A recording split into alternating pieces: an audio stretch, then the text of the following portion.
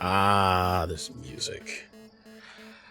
This might be the last time that we get to play the Outer Wilds without having solved all the mysteries. I feel like we're getting close. Remember, last time that we played, we managed to haul a black hole all the way out to the vessel. It didn't fit. It's not the warp core that we need. Problem is, I don't know what the warp core we need is going to be. No idea. So, we can probably look on Ember Twin, or, probably Ember Twin. That's where the high energy lab was. That's where we got the black hole. If anywhere is going to have a place to charge it up, it's probably somewhere on the Twins.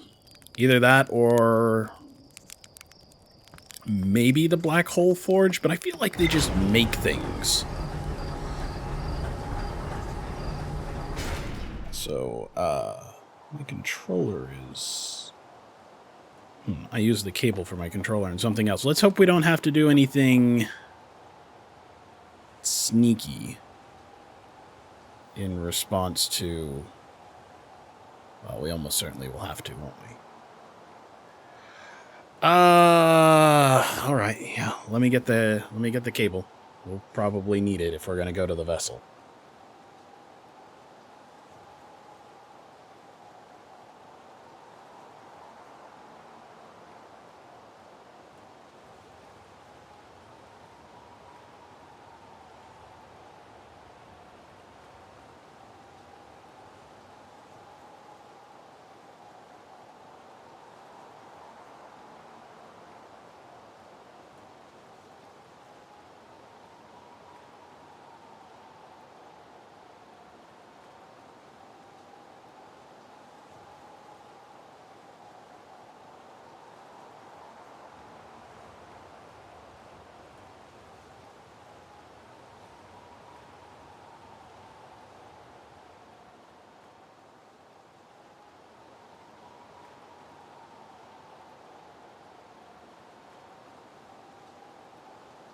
Alright, there we go. Hopefully I don't need to unplug everything to make it work right. Let's see. Oh yeah.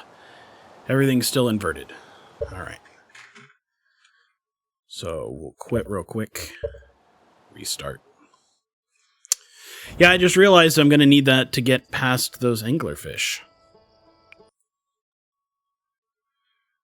So, I mean... Good to know. I mean, we can go through the warp and just drift past, but like it says, Outer Wilds is best experienced with a gamepad.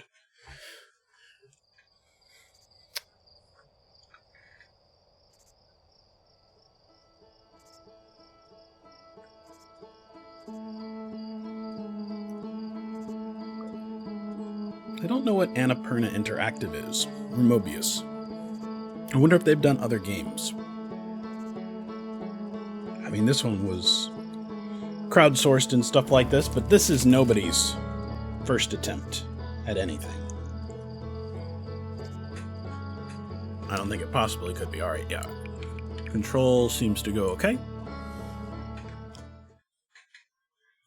And then we'll just put that controller aside.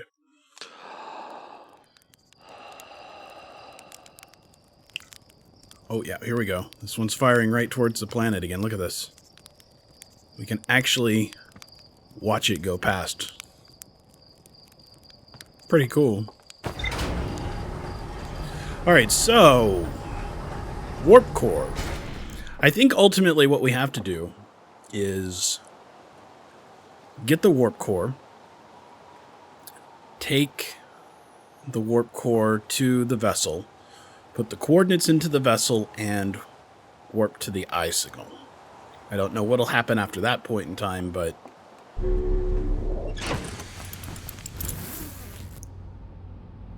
we'll resist looking at the computer for a little while longer. I get the impression this may be the last kind of puzzle. I don't know for sure, of course, but it seems like there's probably not a lot of stuff left. We've mostly explored every planet. We found pretty much all the people, even some people I didn't really expect that we would ever find, like a living Nomai. So let's head for the twins. There may still be stuff inside the Ember Twin. We certainly know that we can use it to get to the high energy lab, and there is still that shell inside the Ash Twin that we haven't been able to figure out a way inside of yet. We've certainly walked around that planet enough, and we know that there's a hint that there's a back door of some sort. I suspect that it is the warping technologies they have, but I don't know anywhere else that we could use to get inside of it.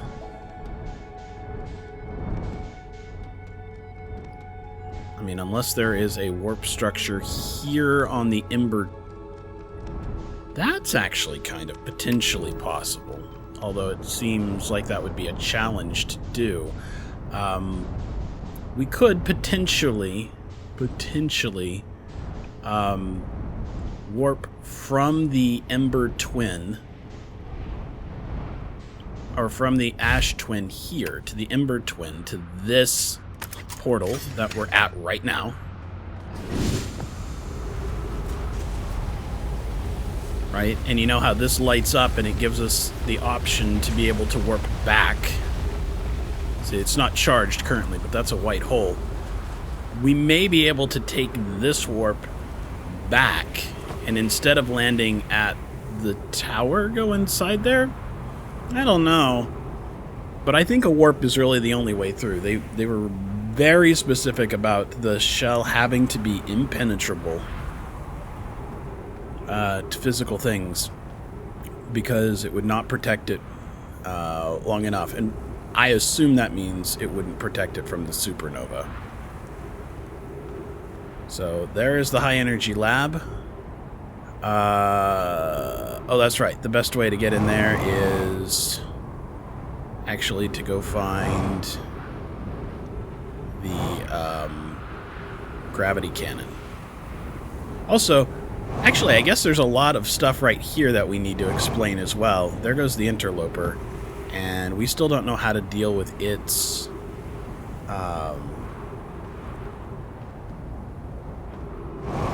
nonsense? Ghost matter? What do you want to call it?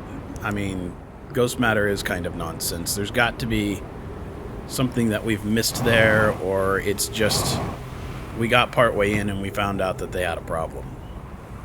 But I feel like there's almost certainly more. There's got to be something to it.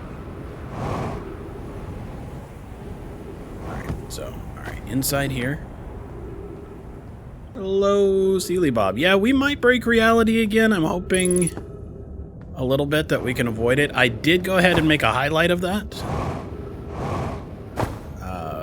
Pity the whole thing was longer than 60 seconds, so I wasn't able to set it as a video. Maybe I'll download it and kind of edit a quote-unquote kind of speed run version of it so that it fast forwards through some of the walking, so that I can use that as like a channel thing. I don't know.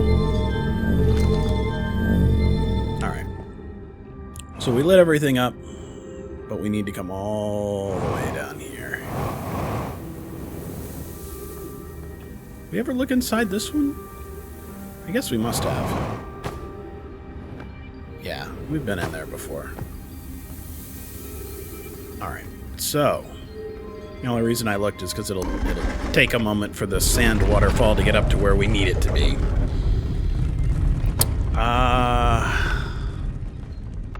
What in the world are we going to do about this? This is a mess of the highest caliber.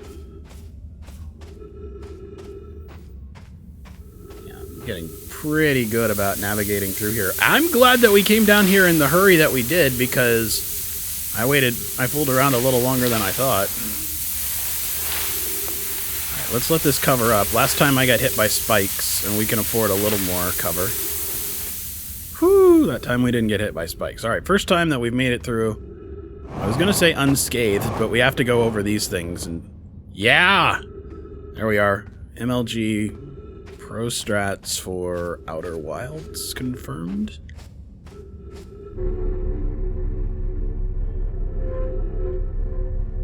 Alright, so we're heading back to the high energy lab because I'm hoping we can find out something about the warp core. We got a black hole from it before, but it didn't fit. And not only did it not fit, we found out that we can't put down an object once we get there. My guess is that we're going to have to find one because I don't think there is enough time. I don't think there's enough time for us to be able to, there we go. Get to the vessel, get to the warp core, and get back somewhere else. Not in the 22-minute loop. Also, I don't see any way to be able to make it through this. Interesting how it does immediately give us the option to launch scouts, but... Okay, so if we look... White hole, black hole, black hole. So 2 white holes, 2 black holes. We theoretically could take a white hole all the way back, but I'm not buying it, so... Let's read. Records show the Nomai arriving at the warp receiver very slightly before. In theory, we want to reproduce that. So we'll use a small black hole and a small white hole to mimic the white hole station, and they theorize it's possible for something to come out significantly in advance.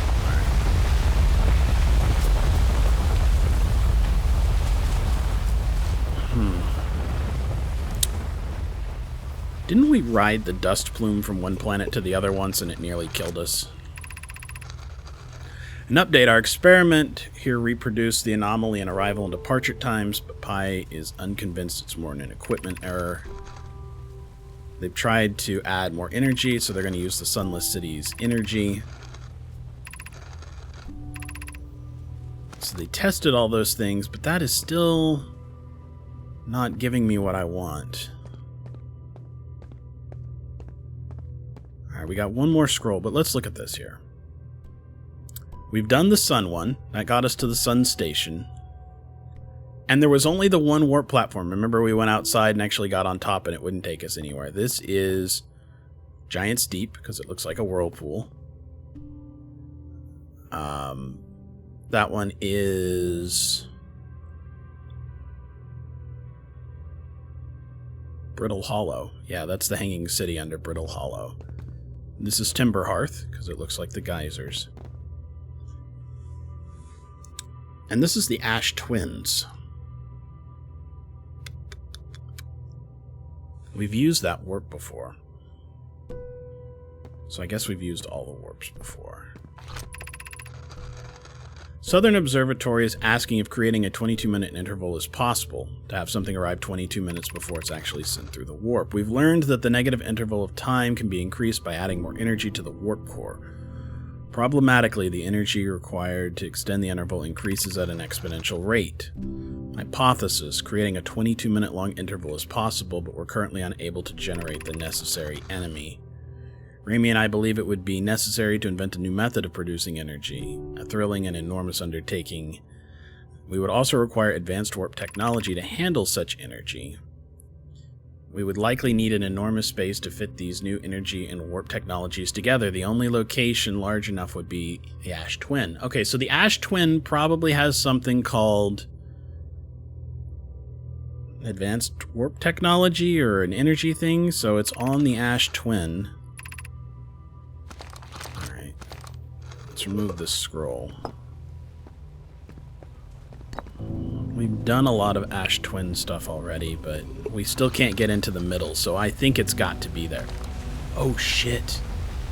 What if the energy necessary to warp the core is the amount of energy that is necessary to restart the time loop?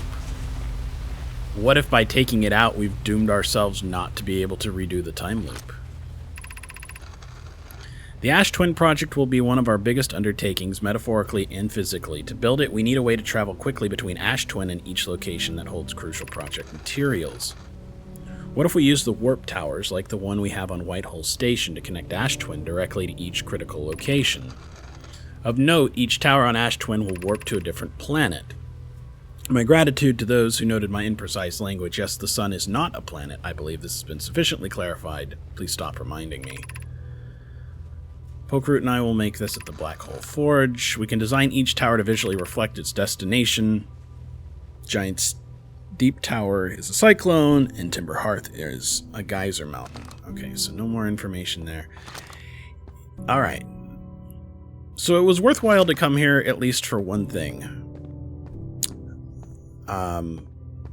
It reminded us that the energy necessary for this requires some sort of advanced warp technology, and we need a warp core. So there is a very good chance that what we need is on the other planet. Let's go over to our ship here.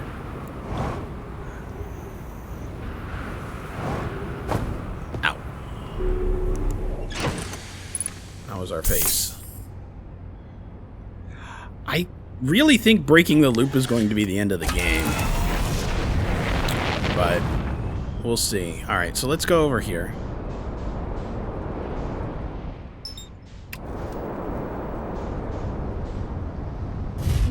Good, we didn't hit hard enough to break anything. Alright. So here's my theory. I don't think we'll have enough time to necessarily do it this loop, but we have these towers. There's 2 towers here.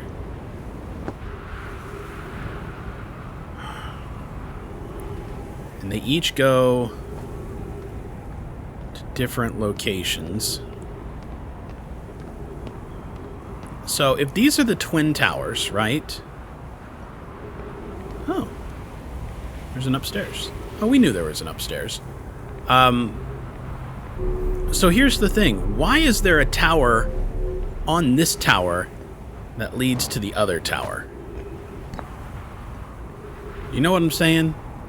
Like, what's the point on having a tower that leads to your own planet? One of these has a wall, right? Yeah. Oh, okay. Actually, it has a wall with no scroll. Let's read it. Friends visiting from the Hanging City, we are planning the Ash Twin project at the High Energy Lab on Ember Twin's equator. I became lost on Ember Twin, my gratitude that Raimi found me, but the High Energy Lab is the building with the large solar panels. I'm surprised I didn't see it. I imagine our otherwise immensely clever Connoy would lose his own head if it weren't anatomically impossible. So that is really just them talking shit. Alright, let's stand here. I think this takes us to the other... One of these 2 takes us to the other twin. Ooh, it may be possible to use it to warp inside of the interloper. We just saw it go by, and it was exactly in the right location. It might be a Stargate situation, like if there's multiple gates on a single world. Yeah, that's kind of what I'm thinking. I'm kind of thinking that if I warp from, like, here to Ember Twin, I may then be able to wait until it's slightly out of alignment and warp from Ember Twin inside. Like whenever you go from the Stargate to the Alpha Site and the Alpha Site to Antarctica.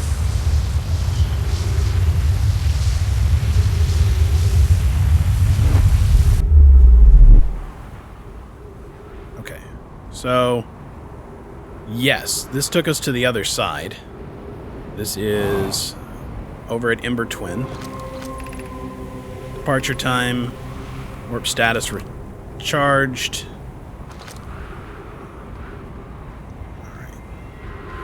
So, here's my thought. What is that? Where are we on the planet? Midway? Oh, that's right. Whoa, whoa, whoa, whoa, whoa. It leads, yeah, down deep into one of the crevices. All right. So, what I want to do is I want to get back on the warp.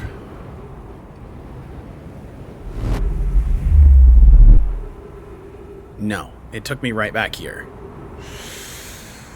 Okay. All right. Let's see if we can warp back. Or I guess we can try the other warp tower.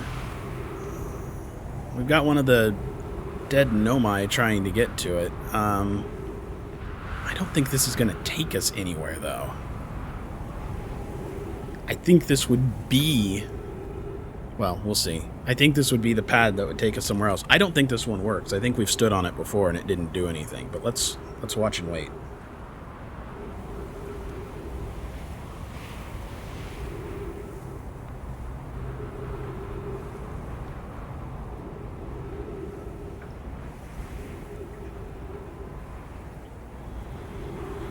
I know that technically these things are shooting for the middle of gravity mass, so it's actually kind of targeting between the two worlds.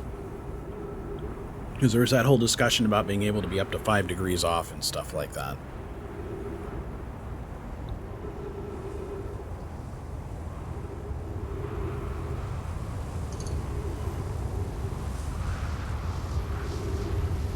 Oxygen's getting kind of low. But honestly, so's our time.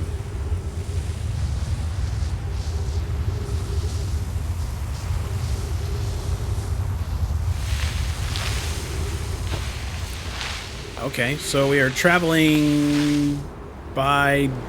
Oh yeah, that's terrible. That's actually not great at all, is it? So that location sucked us to the other planet. Alright. Our ship is on the other planet. That's groovy. I think we can get to it, hopefully, without falling into the sun. Yep, there we go. So close. Alright. Alright. Oh shit. That's right. Our... The sand kind of evacuated. That whole thing's about to fall. We still may be able to get in, though. Come on, let me in. Let me in. No. We'll have to get on top and walk over. Kind of impressed. Our ship is still standing. 50% fuel remaining. That's fine. Who needs all that extra fuel?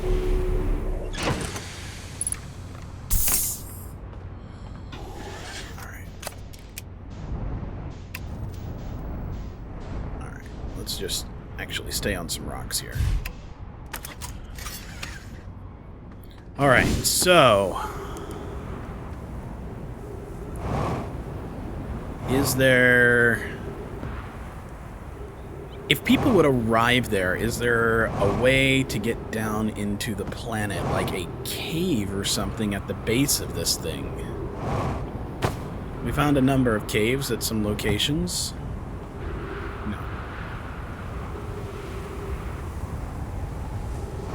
Nothing really in the way of caves, it looks like.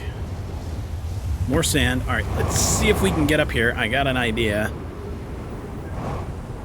If we can get inside here and... no, there's not really a good way. Alright, let's hide in here for a second. For the sand to, like, kind of mostly pass. And then let's see if we can hop on it. I'm wondering if the sand is like pulling us out of the way to keep it from activating, and if we go into it a little late, we'll still be aligned, right? Within 5% and still teleport. Oh, come on. Nope. Nope. Okay.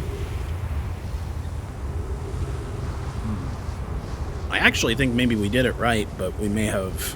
Well, we may have the right idea, but we may have done it wrong. I think we'll get one more chance, maybe, before the world ends. The other possibility would be falling. I don't know if the sand falls faster than us, but... Let's hide here one more time.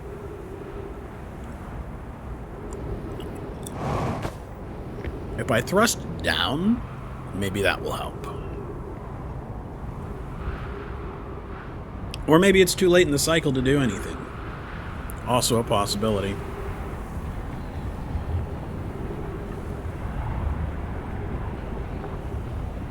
hear it. When you can hear your star from standing on the surface...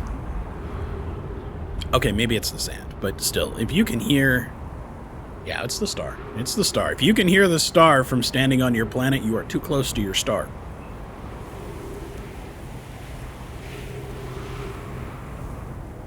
That is free. I'll tell you that one for free. Alright. I'm thinking we got this one last chance. I think we're about to hit the time limit, but let's try one more time to see if we can be standing on the warp gate while the planet is still overhead. It's hard to do that with this. Oh, no! I know what it is. There's a very small window at the very beginning and a small window at the end where there is no sand, where it has completed its sand transfer. Those must be the only two times that we can attempt this. Although I hear it. Alright, I'm going to pull back. I don't want to get sucked out of there. We don't have the time to start it over again. But we know there's a little time at the end where it's out of sand. Pretty much at like the 1 minute warning.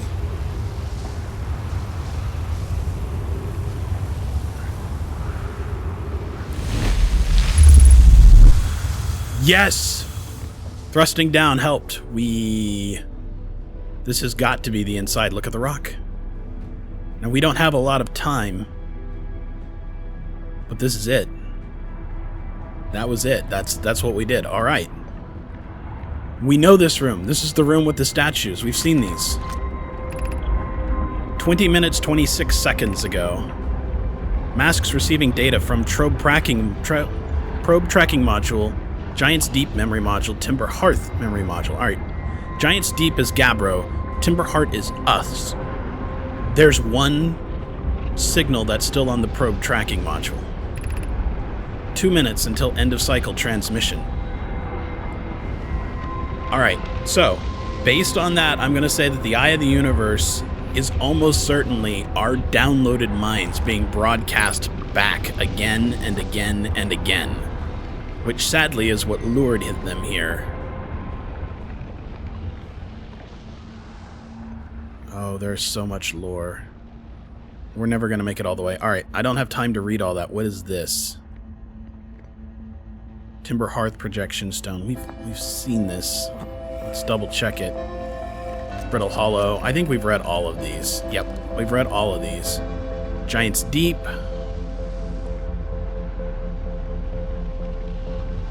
What is this? Artificial gravity control.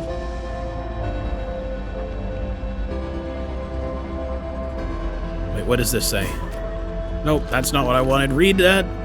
You're about to access the core while the Ash Twin project is active. Removing the core will disable the Ash Twin project. Oh, fuck no, we're not going to do that.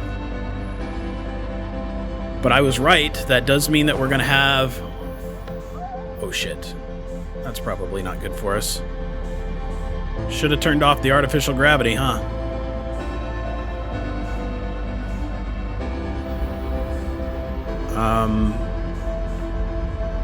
Okay.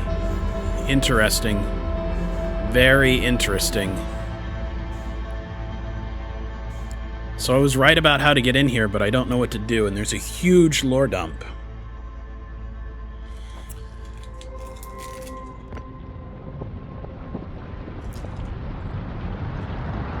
If we disable this thing, if we take the core out like it said...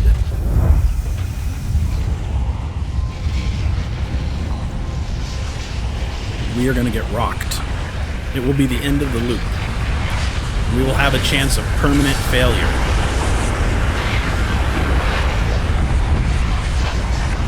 We're inside the safest place in the entire solar system, even though we're a little trapped by a spinning logic puzzle. So I suspect we're actually, gonna survive, but then be retransmitted. I don't think we'll actually be breaking reality, we'll just be stopping the time loop. But it will be the end of things. Alright, so we're going to try and get back to Ash Twin quickly this time. But there's a lot to read, so we might not actually try and accomplish anything. We may just read. We may just do research. Cool thing is, there is a memory module that's on that thing. It's the third active one. There's somebody else that's surviving the time loop.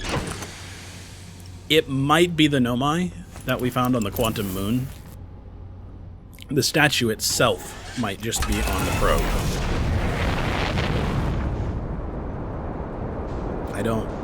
It seemed like they kind of understood what was going on, but I couldn't really swear to it.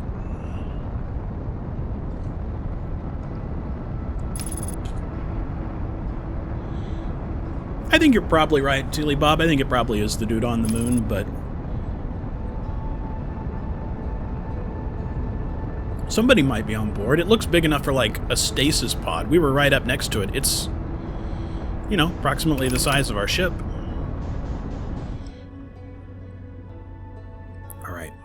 We don't have a chance to go in yet because we have to wait until the sand starts to flow to even start to uncover the tower.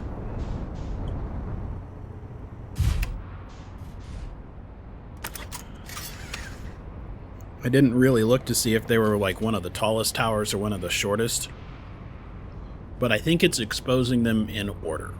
I think the sun station's first. Then I think it's the Twins, and then I think it's Timber Hearth, and so on. So, I see the dust. Nope, that's not the dust. That's the campfire. So it hasn't even started pulling the dust yet. But part of me would actually be pretty okay if the last survivor of the Nomai was Solanum. Solanum was the one clever enough to do several things. I mean, many of them made pilgrimages to the Quantum Moon, but we followed Solanum's guides to be able to do it, and we followed Solanum's kind of musing that maybe the eye wasn't some sort of deeply philosophical, quasi-religious thing, and it was literally just an event that was happening. I feel sure that I've got a lock on what's happening plot-wise with it, though. I really do think that the eye itself is this broadcast signal. I think they built the 22-minute loop, and I honestly kind of think that they're more worried about... This is the sun one. I think they're more worried about the stars going out and having some chance to maybe fix it. I don't know. Hard to say on that one, because they seem to be very against blowing up the sun, but it also seemed like once we were at the vessel and we were looking, that they realized many of the stars were going supernova. Alright, so this is... Okay, yeah, it's round, so this is one of the two.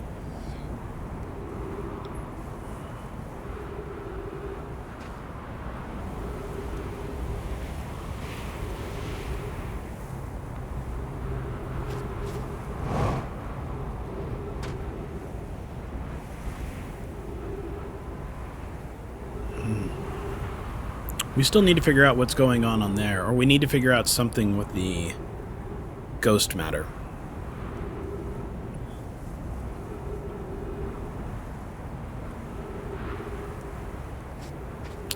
This looks like the broken tower. So I bet this is the tower that takes us to the other one. We'll just remember to kind of enter into it towards the end of it, and we'll be thrusting down. We may mess it up once or twice, but it's way better to have 20 minutes to explore this stuff than 2 minutes, which is about what we had.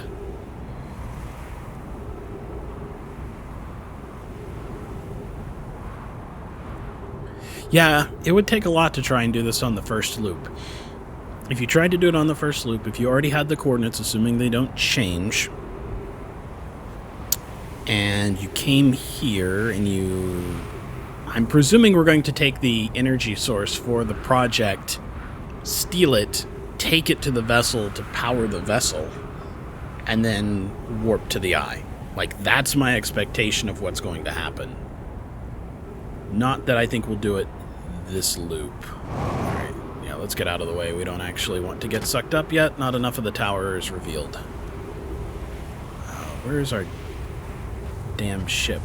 Alright, we're gonna go to our ship.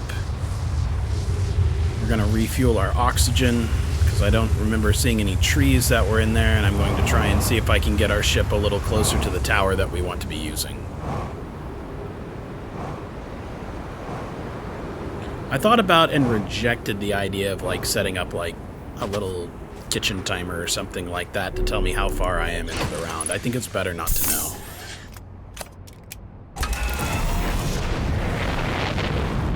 I think it adds to the excitement.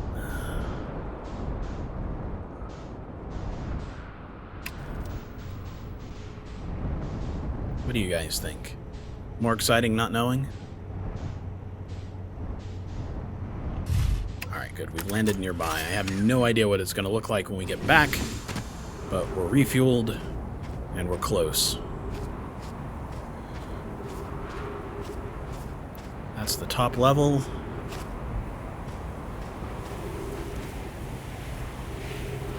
I mean, I suppose I could hide under here when it comes back, but I think that's the top story one, right? Yep. Okay, good. Alright, so this is where we need to be.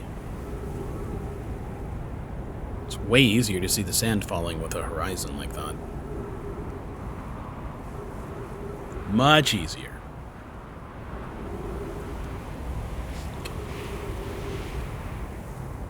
Here's the little location that we're going to hide in. Keeps us from getting sucked up.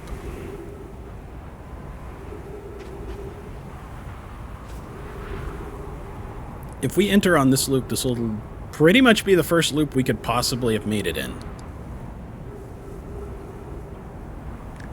I almost wish there were little degrees of longitude. Not latitude as much. There's only a few bands of latitude, but I can't tell where I'm at rotation-wise on the planet at the moment. It'd be nice if I could land directly here, but I guess there's enough time where that's not necessary. Alright. I think I hear it coming.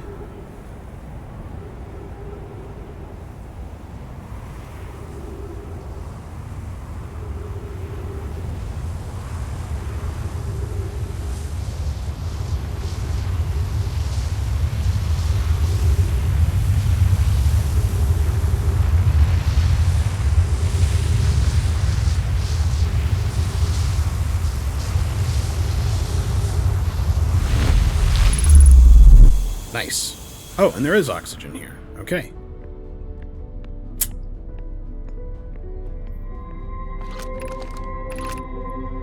Eight minutes. 8 seconds ago.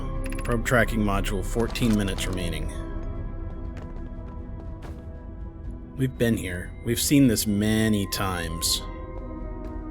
Alright, so my guess is the core is there. Between these two things. So let's start reading. Let's see what we can find. Today we finish the excavation of Ash Twin. Here in this space we have carved, we will craft our most ambitious project yet, the Ash Twin Project, powerful enough to send information back in time. We've also finished relocating all subterranean plants that we met while digging. We'll need to keep our eyes on how significantly we've altered the environment here. How far we've come since our experiments at the High Energy Lab. I can still hardly believe Ramey's hypothesis was true. Poke just sent the warp core from the final tower to us from the Black Hole Forge. Now Ash Twin can be connected with Giant's Deep, where Cassava is working with Avens to craft the orbital probe cannon, and Phlox is sculpting the memory statues. Hypothesis, it was not by accident the core of our warp tower was the last to be forged.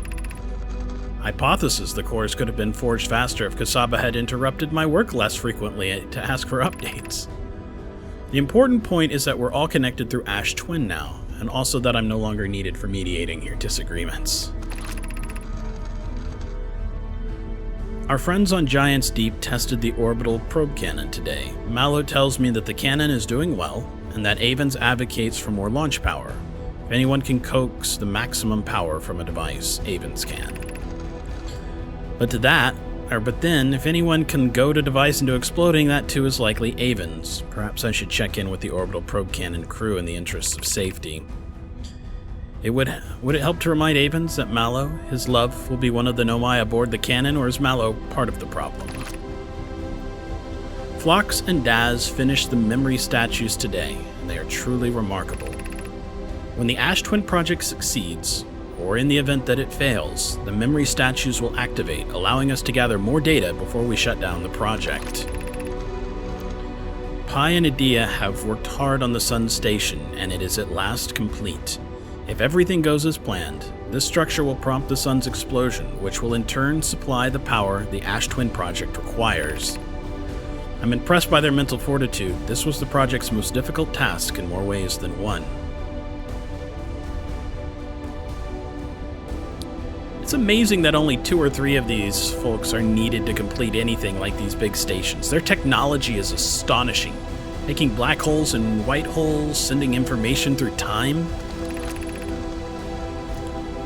We're nearly ready to activate the Ash Twin project. Here's what will happen. First, the Sun Station will receive the order to fire at the Sun, prompting it to explode. Using the energy from the resulting supernova, the Ash Twin project will send the order for the orbital probe cannon to fire back in time by 22 minutes. Exactly 22 minutes after these orders are received, the Sun Station will again trigger the supernova to send the probe data from this cannon launch back in time. In total, each cycle created by the Ash Twin project will last precisely 22 minutes, and we can end this cycle at will. These words are difficult to write. The Sun Station did not work. That's why it's going off now, I guess. Suppose we redesign the Sun Station to generate power of that magnitude. The supernova is still our only viable option. However, this is the closest that we have ever been, and the Ash Twin project is theoretically sound. We are only unable to power it. Perhaps there's another way. I believe we can still find a way to create a supernova, friend. Don't lose hope. Well, I guess waiting hundreds of thousands of years for the star to actually just explode on its own would also work. This is easier expressed than accomplished. If you can wait for the sun to explode on its natural timeline, if you prefer Adia, but you'll need to find some way to halt our aging process. I don't know that there's really a good way to do that. Send the memories back over and over, I suppose. We're halting our research into creating a supernova for this moment. A comet has newly arrived in this solar system, and we are anxious to explore it. It's been a very long time since we last explored somewhere new, so we're excited to welcome this comet. Imagine what knowledge might be gained there. Alright, and we have Giant's Deep, Timber Hearth, and Brittle Hollow. And we've seen all of these before from other planets, so that's not really a problem.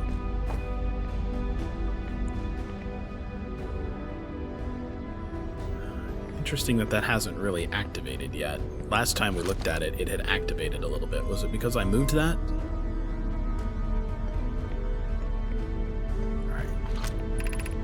Artificial gravity control. I'm going to go ahead and turn the artificial gravity off, which should allow me to reach the core. Ooh. The effects of that are strong. Kind of hoping to see if we can peek into it without going inside. It looks pretty well sealed, but there is something glowing from inside. How much time do we have left on this cycle? I don't feel great about continuing it, but we do have a timer here.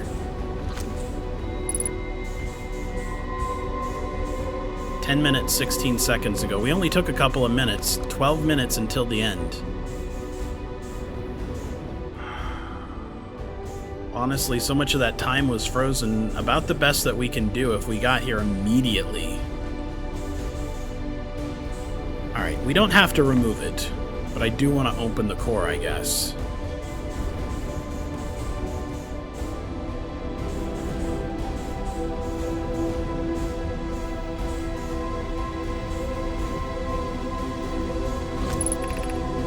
You're about to access the core while the Ash Twin project is active. Removing the core will disable the Ash Twin project. Yep, that's what I thought. It's a warp core. Nope, we are not removing it. Not this time. I've wasted a few minutes. Instead, we're going to practice. Let's pretend that we've got it. We have a little bit of time. We have to get from here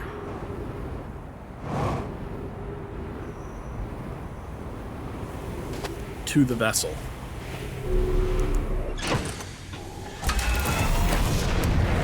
Before the end of the time loop. Hopefully with several minutes left so we can actually do stuff. So, where is Dark Bramble? There it is.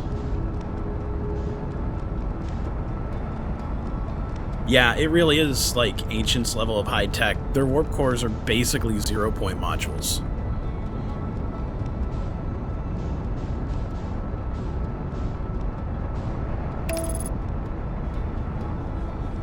And their warp gates are not that different than stargates. I mean, it's all happening in one solar system, but yeah.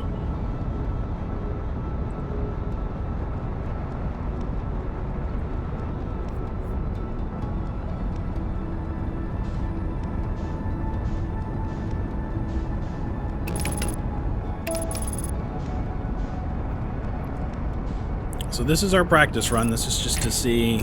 Stop autopilot off. Just to see how fast we can get to the vessel.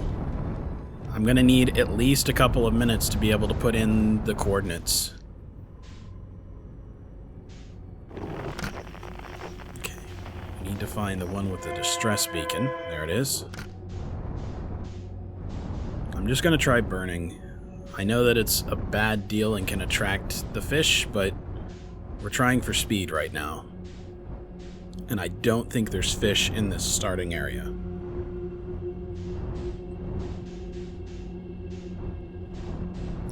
I don't even think there's fish in the second area. Though I could be wrong. Distress beacon there. So I'm trying to stay out of this thing's way and get to the seed without having to go directly to the distress beacon.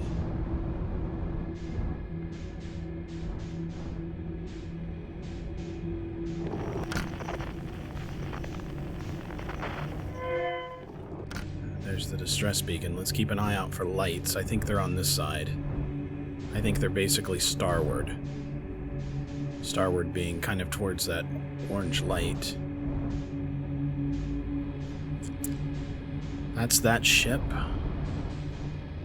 So it's up here, this way somewhere.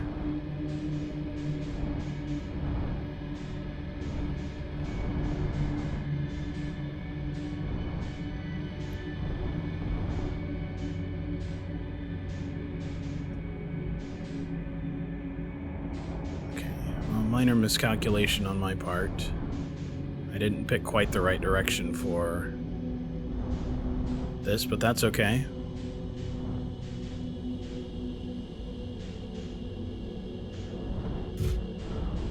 Lights. There we are.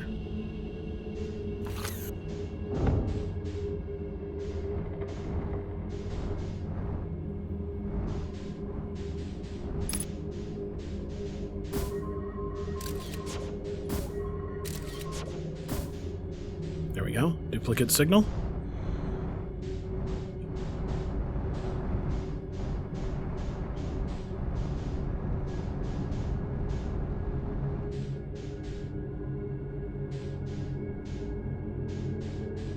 In we go. No touchy. Because we are being propelled with some amount of gravity out of the hole, right past these fuckers. Oh. They're so awful. They're so awful.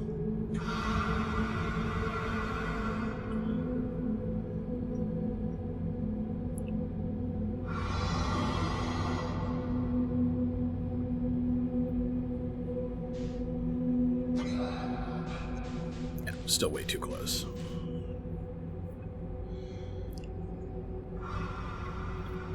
And there's at least one on the other side. We were able to drift far enough to one side that we were able to make these tiny little advancements and actually make it through without capturing their attention last time that we tried. Yeah, there's the eggs. We basically kind of went towards the darkest zone, hoping that there would be no anglerfish. Alright. Can't really see the anglerfish anymore, like a little bit of one spine, so I'm going to switch to controller.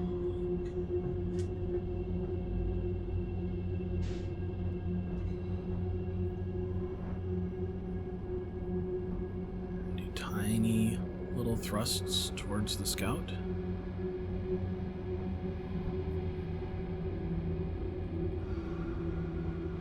I can hear one.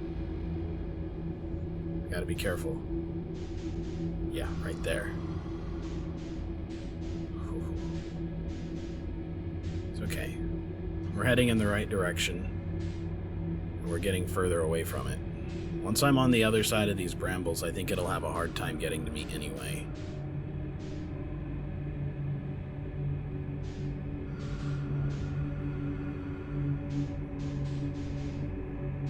Alright.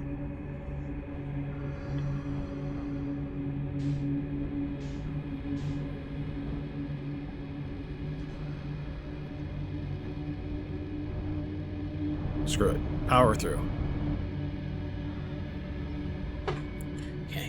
And here's the ship.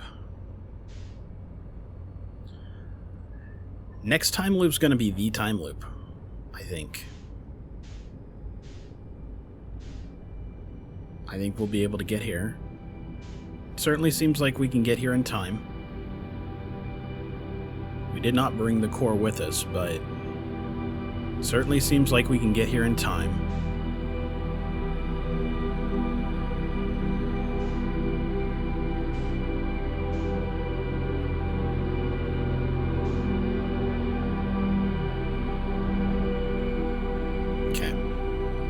So we're here. Double check the computer here real quick. Interesting how there's new facts that have shown up, but I don't want to look at them just yet. Actually, this is probably the time to look at them because we know what we need to do next, but show me. It was in the probe cannon. Right, there it is. Okay, so like CRN, I guess you could kind of think of it as.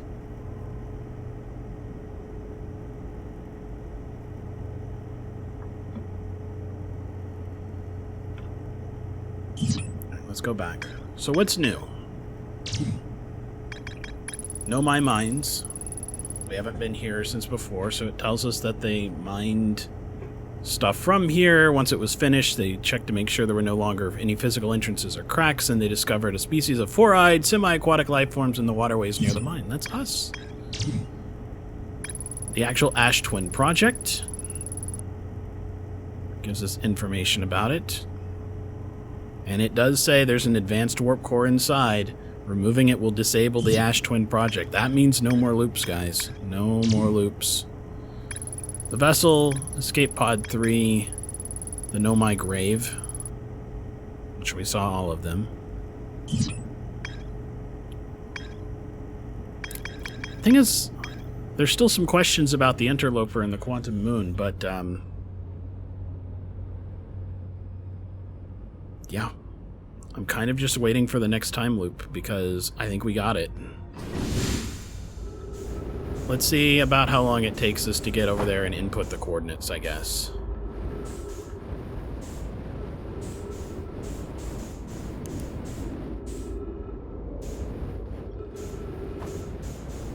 Shouldn't take us too long. Once we put the core in, I expect this thing to, like, lift up and start doing some other stuff.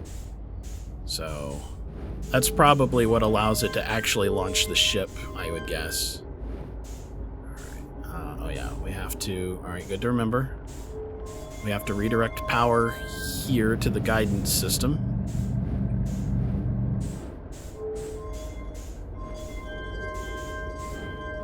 Oh, that's kind of a pain in the ass.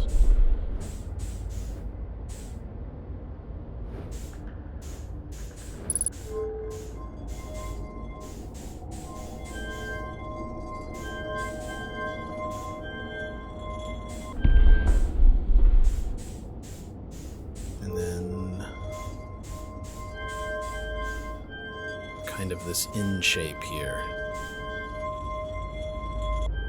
That's it. Coordinates locked. I really think the only other thing that we could possibly do at this point in time is, once we put the warp core in, move it over here, and I expect that this is the engage button. We seem to have time for it. Seem to have time for it. Not a lot.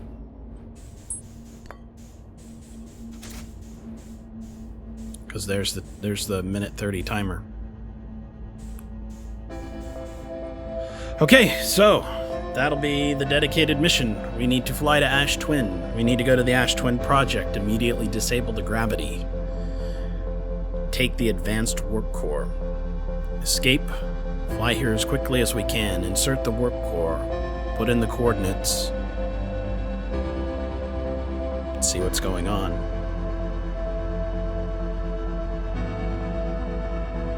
I have some thoughts about what the other, about what some of the other endings could possibly be. Like, for instance, we might disable the Ash Twin project, but stay inside of the core so that we weather the supernova. It may still melt. Or we could be stuck in it for eternity and not really have any supplies or anything, and that would also be unfortunate, but that's one thing that we could do. This is going to take us far, far outside of... Well, we'll still be in the solar system, but the eye signal seems to be very far away. We could also theoretically disable the Ash Twin project and burn as far away and as fast as we possibly could. Just lock the thrust on steady and get out there. We made it like 800,000 kilometers by launching directly off our planet and then sitting around for some minutes just hanging out with the probe. We could certainly get further. So we might be able to leave the solar system and then just live on our little ship after we've disabled the time loop. In fact, it makes me wonder if there's some version of us that did that. Because we might not be ourselves, we may just be a copy of the memories. I seem to recall that there was a conversation that the Nomai had with each other about whether there was any functional difference. And the dissenter was not worried about the functional ramifications, but whether it was still actually you. Getting far enough away from the star could allow you to survive. Could.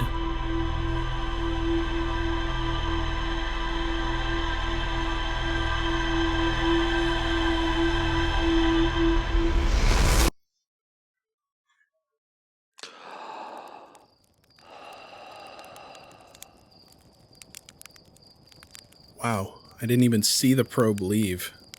I think it fired it through the planet. Yep, it must have fired it through the planet, because there it is. Luckily, we know that planet's not in any way solid, so that seems actually kind of viable. I mean, it's a thick atmosphere, followed by water, and it wasn't even solid at the core. There's the Addle Rock. Burn for the Ash Twin there. I think we're upside down. Yeah, we are.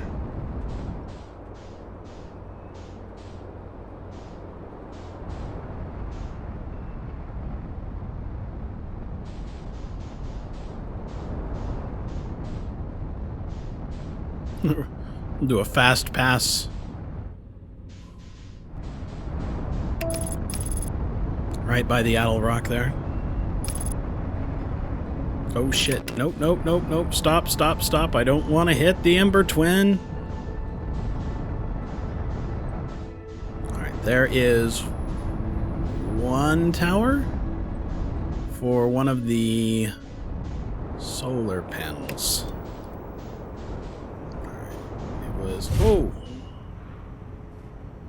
Yeah, that seems fine. Alright. So we need to go outside and figure out where... Oops, going the wrong way here. Figure out where the towers are, then we'll fly close. Because we need to come out quickly and get on board our ship.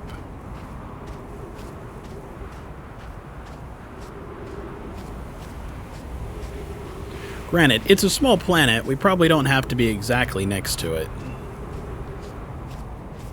I think that's actually walking in the direction, isn't it? This would be the direction.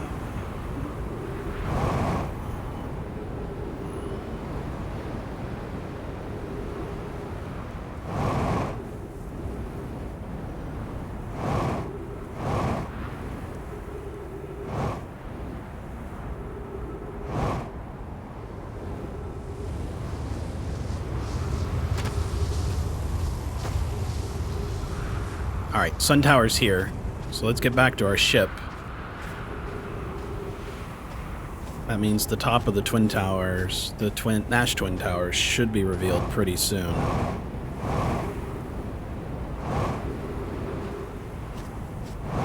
Interesting. So we can hit it quite a horizontal clip as long as we don't hit the ground too hard. Because look how fast we're going horizontally.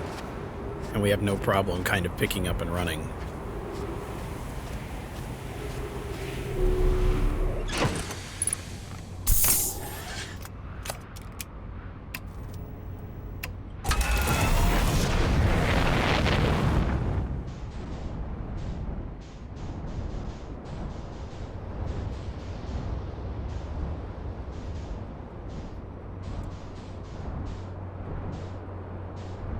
There it is, right here.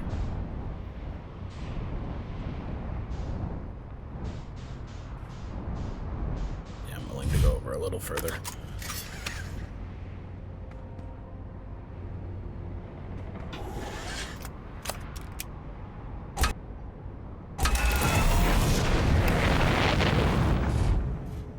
Oh, get me up. I can't rotate. Alright. Fine.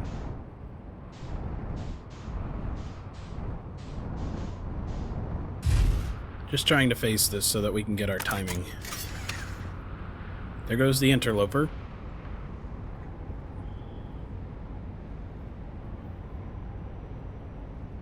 Okay. We don't need a buttload of fuel or oxygen to do what we need to do, so...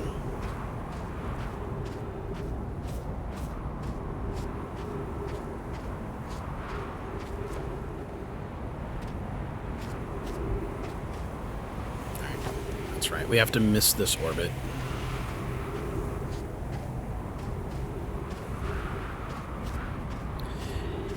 I mean, you could almost make an argument that one ending is to not end the game. To just be like, yep, this is the time loop, you live in it forever, I'm going to stop playing.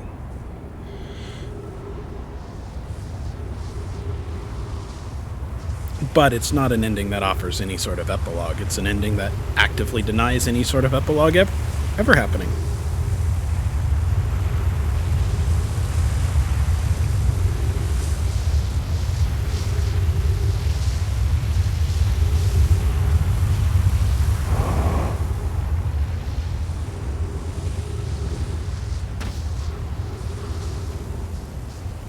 We go.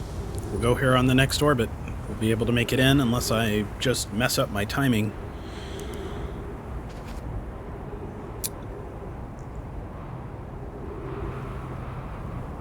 I'm excited. Look at the lines on that. Doesn't that even look vaguely like Goa old?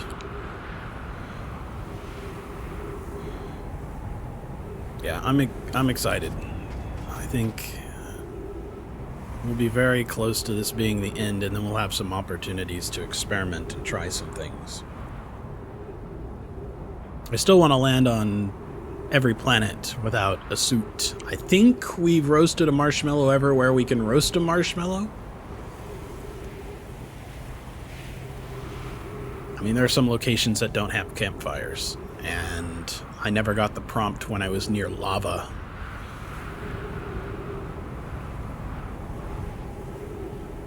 I don't know. It'll be challenging to land on some of them, like the Griddle Hollow Station, which is actually down deep and inside. Actually, that's probably not so hard. There is a place on the surface. It's not a campsite, but there was in fact a place on the surface that had trees, so that actually shouldn't be that hard.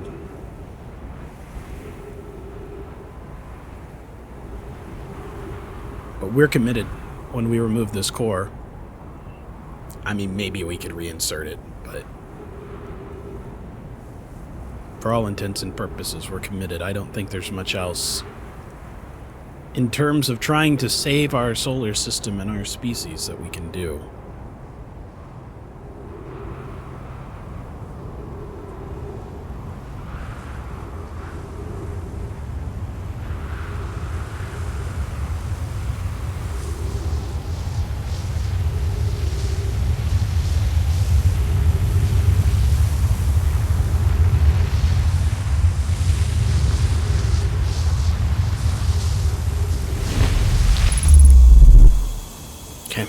Made it through. How much time? 14 minutes. Okay, so that's about the maximum we could do. It took 8 minutes for this to be revealed, so...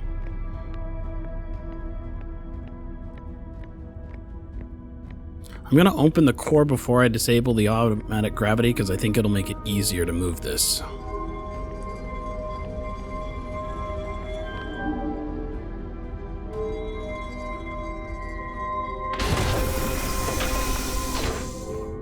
Automatic gravity disabled.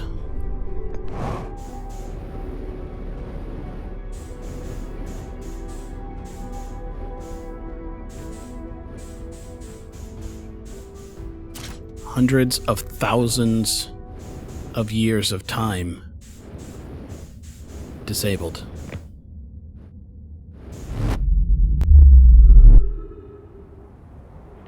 We have broken the time loop. Things have real serious consequences right now.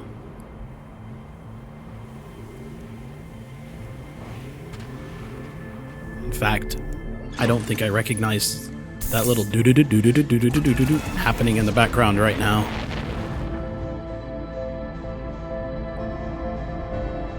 That is the 2-minute timer thing that is kicking in. That's some desperate, serious shit. Alright, let's don't accidentally fly into the sun or anything.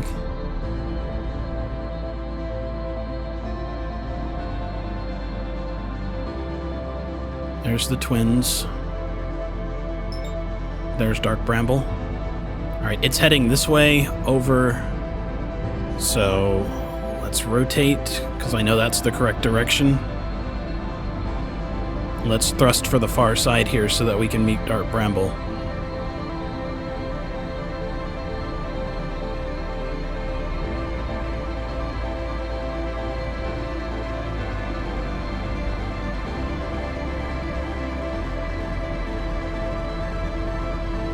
Actually, you know what? Screw it. We're going to go over the top of the sun.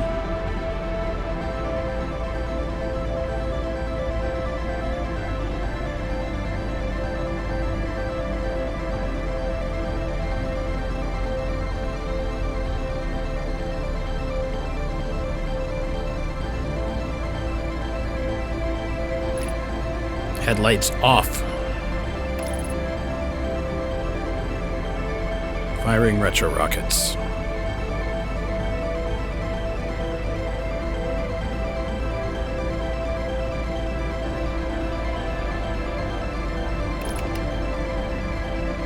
Screw the autopilot.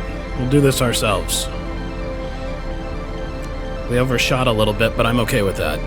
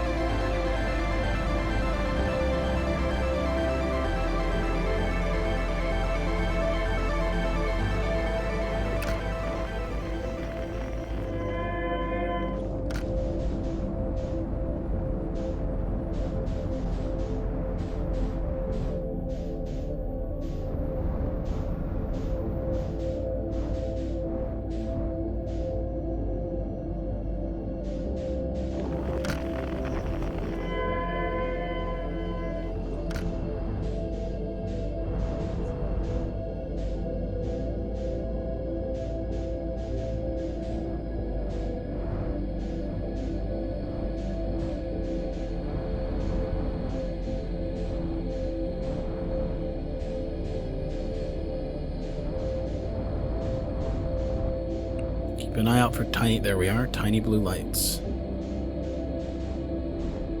I think this is that seed. Yep.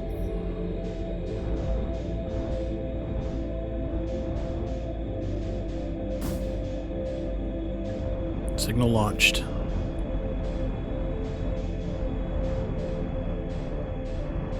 Be careful not to collide with any of these rocks.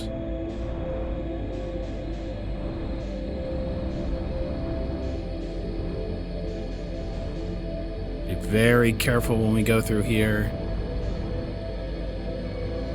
No touch.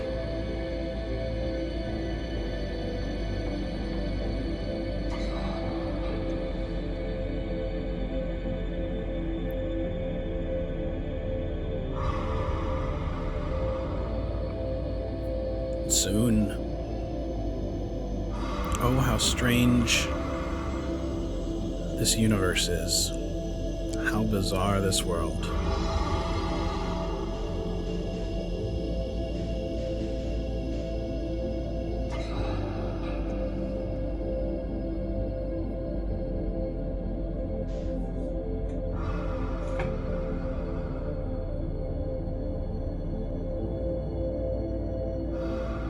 We're saving you two, fish. Maybe. Look, this doesn't actually save anybody. Remember that. This just gives us a chance to get to the eye. That's all it is. We don't know what's going to happen when we get there.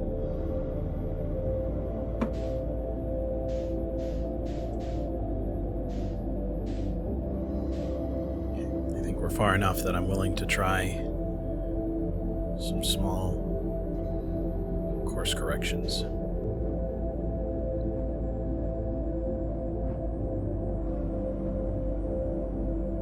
Not too much. I think that light may be one of the big guys.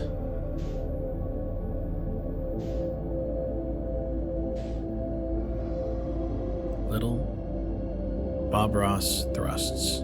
Happy little thrusts. In fact, it looks like we're actually on target to enter, as it is. Oh, do you hear that? Where is it?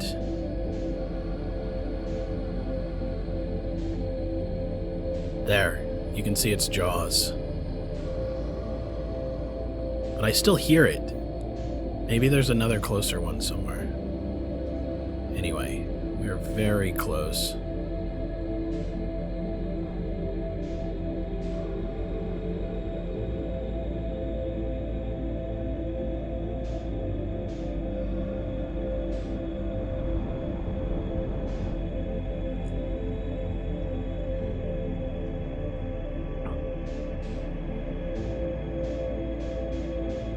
There it is.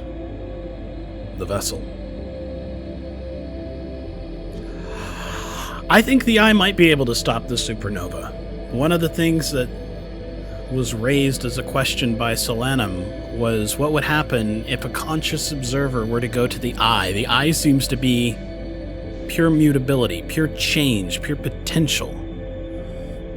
And by observing, we're able to fix these shards and the quantum moon itself in place. So what happens at the eye? I don't know. Although if that's the case, then maybe the eye isn't the repeating signal like I thought. I think we'll find out one way or the other. I'm going to try and get in as close as I can. I have no idea how well this is going to warp. I don't know if it'll leave my little ship behind or not. So, taking as much... Gotten our ship as close as we possibly can, I think. It's kind of lodged inside.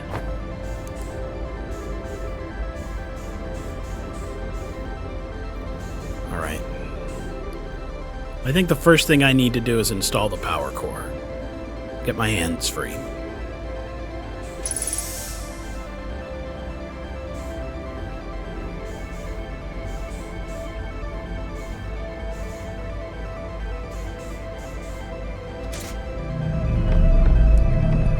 Warp core installed. Gravity online. What does this do? Nothing. That's got to be the engage command. Alright. It has no coordinates. Well, it will now.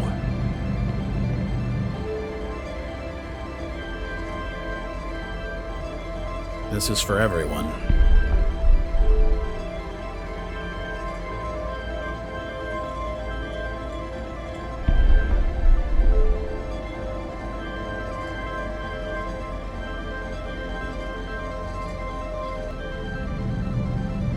Coordinates entered.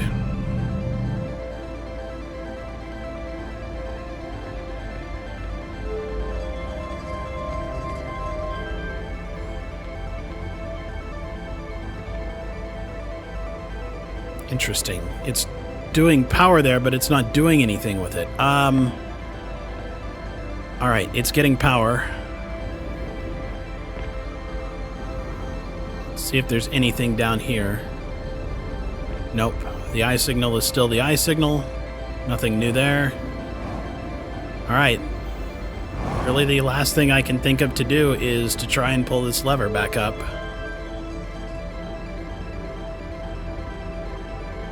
Doesn't work. Oh, shit. Doesn't work. Oh, this thing is kind of moving me around black hole-wise. Alright. Yeah, we've done this. Move this aside. Eye coordinates. Right? It seemed to show the right eye coordinates there at the bottom. Right? Eye coordinates, that's the right one. I guess let's leave it up. That does nothing. What are we supposed to do now?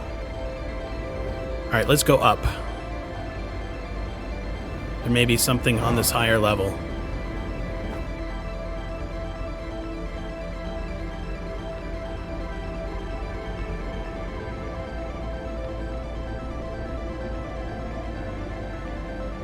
There's not.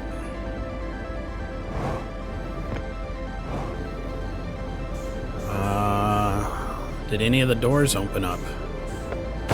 No, and the gravity is still the gravity here, so it didn't really make any sort of difference.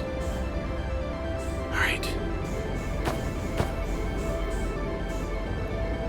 Yeah, I'm sure that's the right coordinates. At least it matches the coordinates that were on our ship.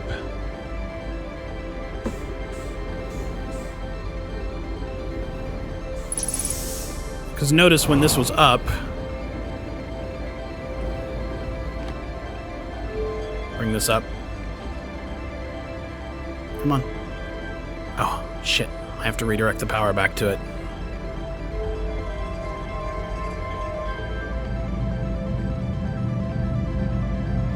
So, coordinates. C, right? Kind of that angle right there on that side. The crossed RX kind of a thing. Oh shit, I just undid the in by doing that. Alright.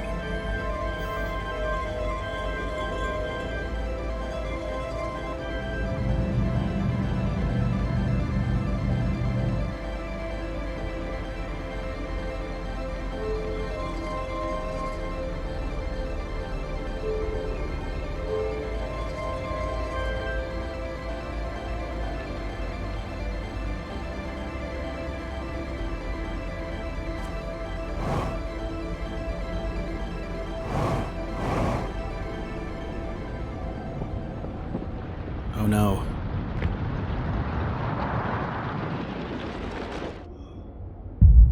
We failed.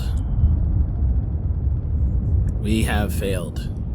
The sun's going supernova and we couldn't figure out how to launch.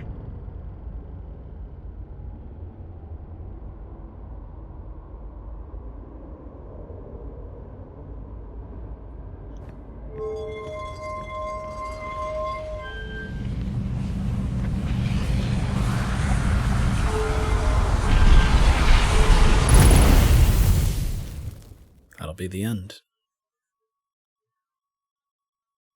I haven't seen You Are Dead since I died before the time loop started.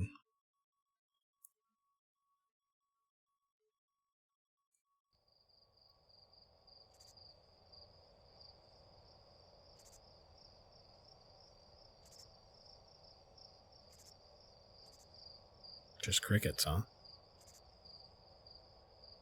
Alright. So I've got some ideas. I've got some other things that we can try now that we have failure out of the way.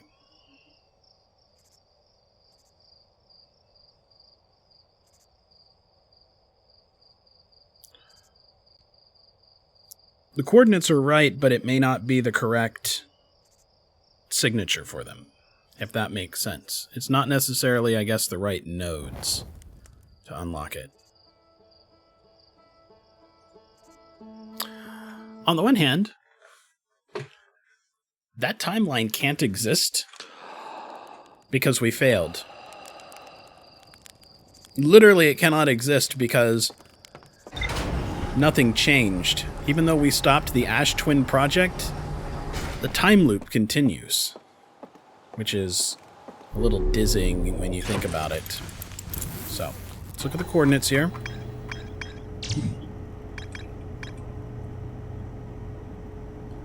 So the only thing I can think of is that C shape is not as sharply angled, or is more sharply angled than the N, so it may actually be slightly different.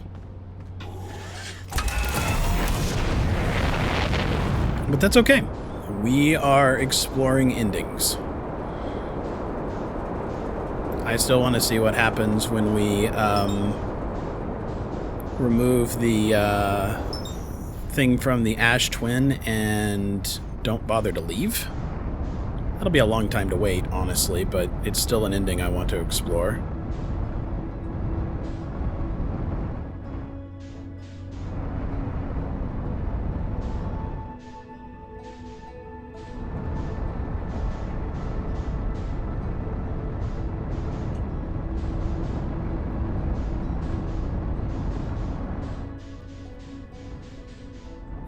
Sure wish I could tell where on the planet I was landing in terms of longitude and latitude, but, you know, what can you do?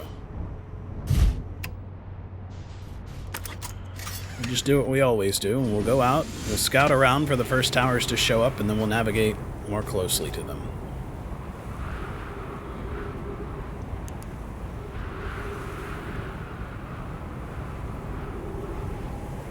So what other potential outcomes could we manage? We could take the core and go to the Phantom Moon. Because we've been there before and the time loop restarted, but we are out as far as the eye signal, so, you know, potentially that could be out of range of this. We could take the core out and not do anything, but stay inside the protective shell as opposed to leaving the protective shell, which is basically what we did last time. We can, of course, complete the jump to wherever the warp core is supposed to take us, and then we may have some options when we get there.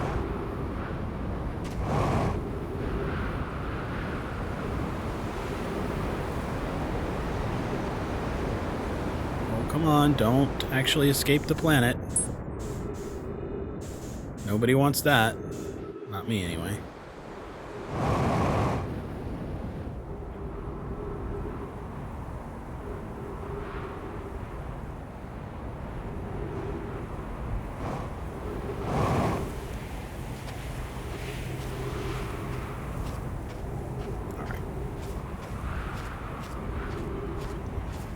I also want to try landing on everything. I really want to try landing on the sun station. That will be an exercise in crashing into the sun over and over and over again, which we will either find tedious or amazing. I mean, really, why not both? Wouldn't it be cool if I landed right outside of the correct tower? I mean, we can't really tell. This is the sun tower, and it's beyond it. I think we may have actually landed pretty close to where we needed to land. Hell yes, we did! Look at that!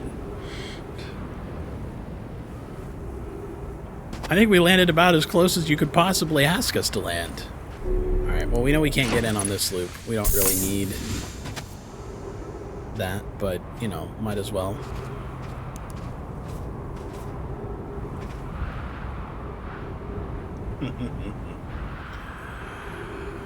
Alright, so Dark Bramble didn't really seem to have anywhere on it that I could land atmosphere free except for where Feldspar is, which is tricky, but I think we can do it.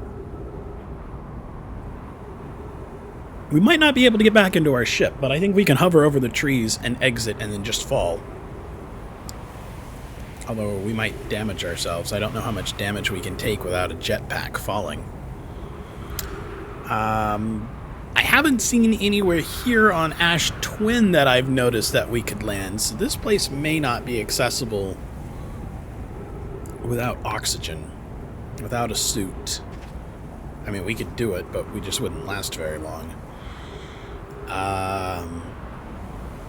We have already done it on Ember Twin by landing up there at the camp. That's how we spent our last few minutes on one cycle. We've certainly done it on Timberhearth,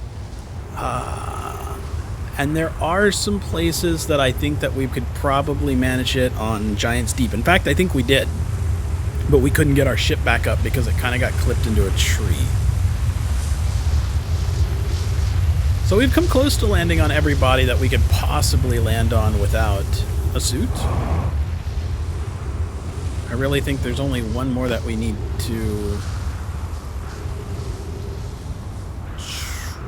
try, and I guess that's Brittle Hollow.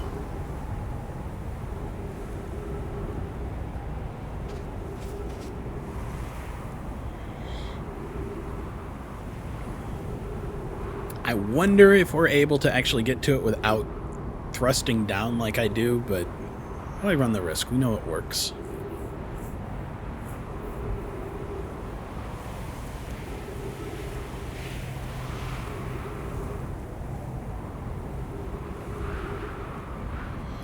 So yeah, the question becomes if this is a real time loop, if it's actually time, or if we are simply broadcasting our information back in time. And what happens on a quantum level when the decision is made to broadcast that information, right?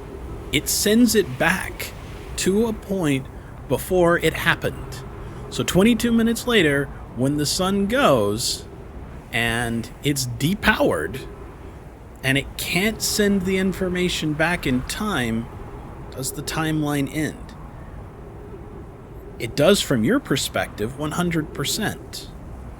But what about that closed time loop? Imagine something gets in the loop. You're choosing by removing the core to step off of that loop. But isn't that loop still going on? Doesn't it exist back in time before you made the decision to do that? Before you made the decision to stop it, that time loop is still going. You haven't changed time. You have changed your timeline that you're experiencing. I think that's why I can reload a save. Because that time loop still happens. When I choose, when I make the quantum decision to step out of the time loop, it doesn't end the time loop. It's me and my perspective in this one particular universe that I'm in getting off. Like, stepping off of a merry-go-round. It's a little ominous that that one fell off, isn't it?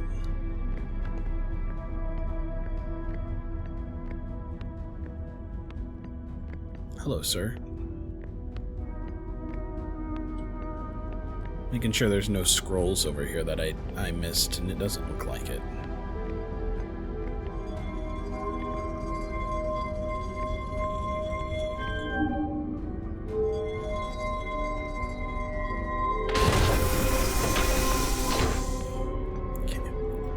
Honestly, the next one I really would like to try would be to remove the core and just sit here inside of the shell, but I think it would be a little boring to sit here for that long, so we're going to try and actually go back to the ship and achieve our goals. But I'm very curious what would happen if I were to remove this and stay inside. But okay, at this moment, with however many seconds left, we have made the quantum decision to step off of Samsara, off the wheel of fate, so to speak. Right? We have broken the cycle. But the time loop is still continuing. If I were to put this back in, the time loop would keep going. So it's a real thing that's happening even now.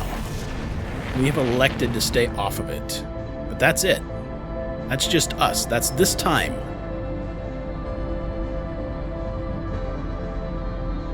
I also very much would like to try taking this to the quantum moon. And going to the Isaac. You know what?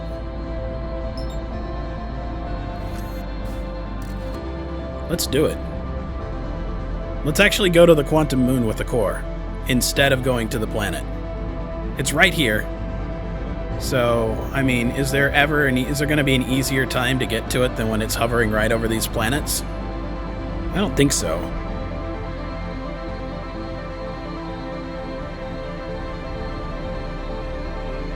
I don't know. This is not close enough for us to be able to,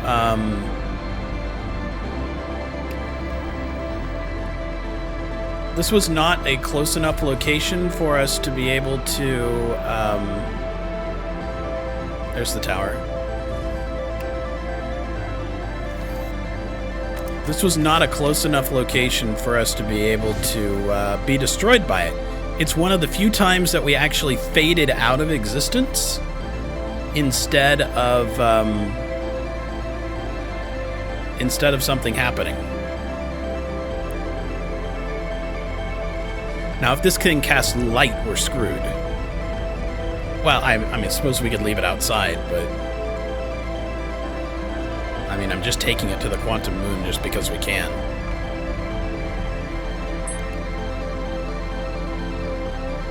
Yeah, we don't want to go there yet. That's the one we want.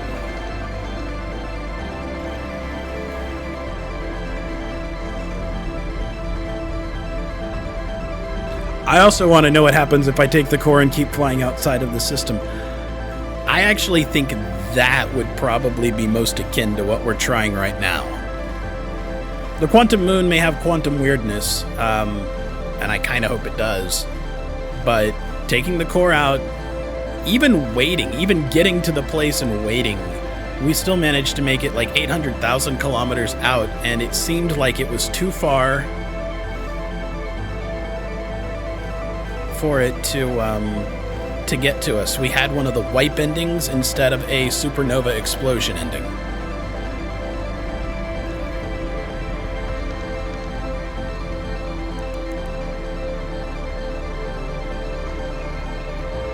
Okay.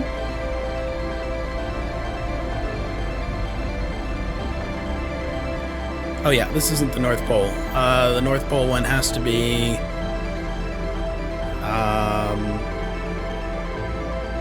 not Giant's Deep, right? It was like anywhere but Giant's Deep. I think we did Timber Hearth. Pretty sure we did Timber Hearth.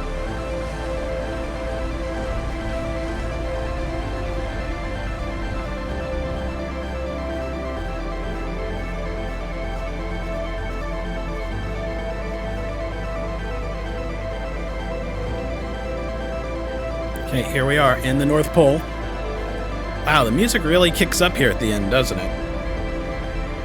Yep, boo, we got a real warp core. But we've taken it out of the thing causing the time loop. And instead of going and putting it in the ship, we're exploring some things that happen if we break the time loop, but we don't go there.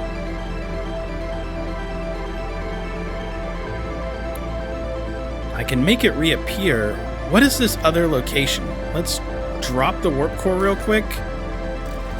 Recall the scout core.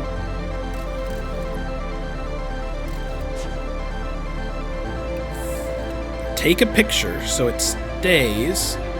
It went away whenever I dropped the warp core. Alright, drop the warp core. Take a picture. Nope, that holds it there.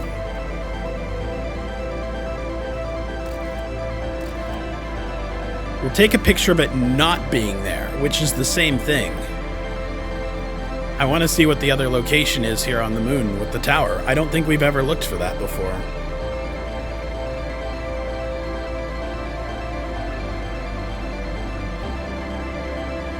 It may be nowhere. But we've broken the time loop. We're on the quantum moon now. Whew.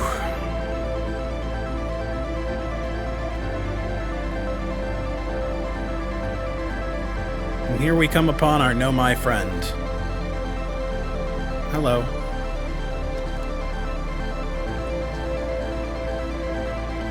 I lost my image.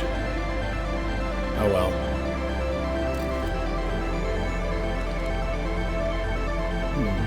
No new locations. Alright. More's the pity.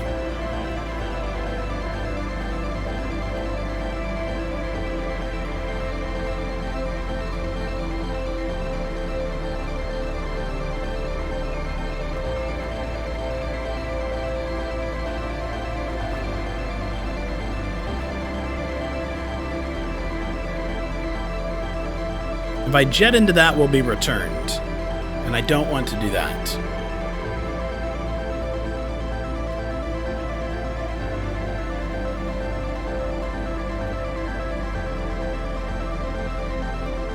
I mean, we could try and give him the core. I don't think he knows what what the technology is. They invented it, but he's not necessarily the high-energy scientist. But maybe he is. We'll go get it.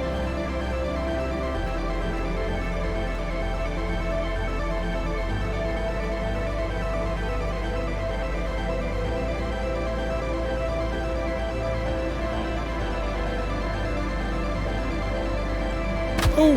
Ow! That's not good. I didn't land on the ground as quickly as I thought I would.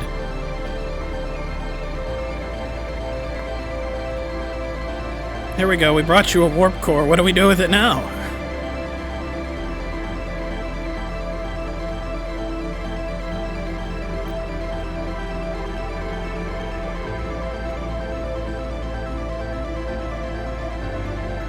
Interesting how we've basically walked the whole inside of the moon from the North Pole to the South Pole. The North Poles and South Poles are always important here.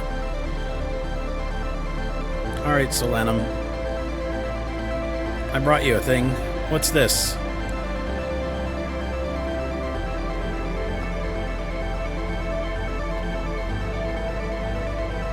I don't know. Wish I had a space banjo. Yeah, that's how I feel. Question mark, question mark.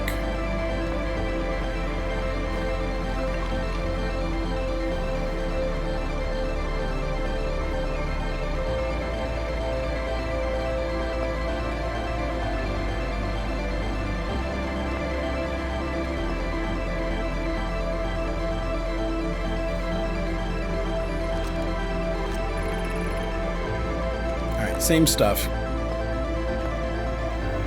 Warp core does not fit.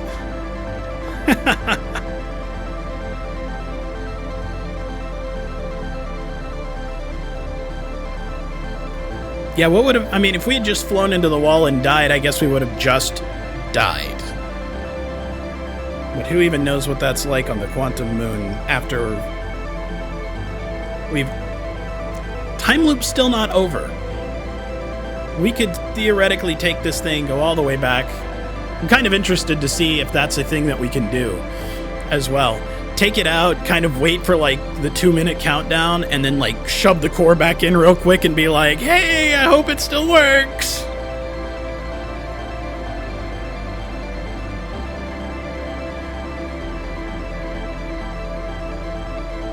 All right. How are the... While this is going on and playing, how is the voice to music level? because the music sounds really loud to me. And I can certainly turn it down.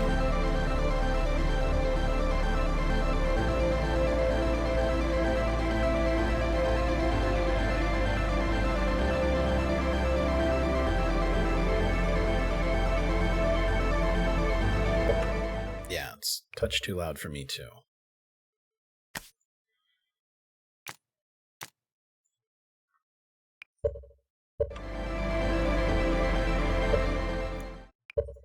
I still want to be able to hear the music, but that's still pretty loud. All right, that's as low as I'm going to take it. Oh, wait, it said... That's the music volume for non... I thought something said for non... Yeah, for non-diegetic music. That's the music that's... Diegesis is the sound effects of the thing, so that's actually not affecting anything. So we can turn that up. We'll have to turn that volume down a little bit. There we go.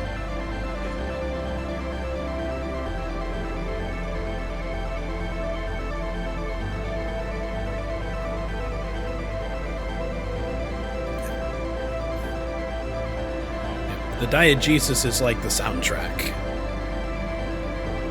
In fact, like that's one of the kind of fourth wall breaking tropes. You'll occasionally get a character that can hear the soundtrack. Like I think Gwenpool can do that. I think she can hear like the diegetic music and go, "Oh, is that spooky music playing? We're in trouble."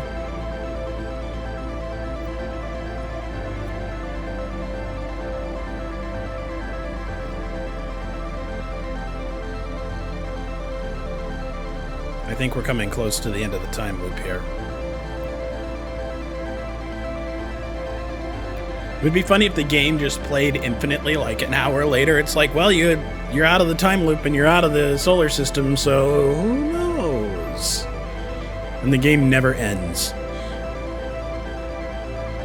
That would be really kind of amusing, tongue-in-cheek wise, I think.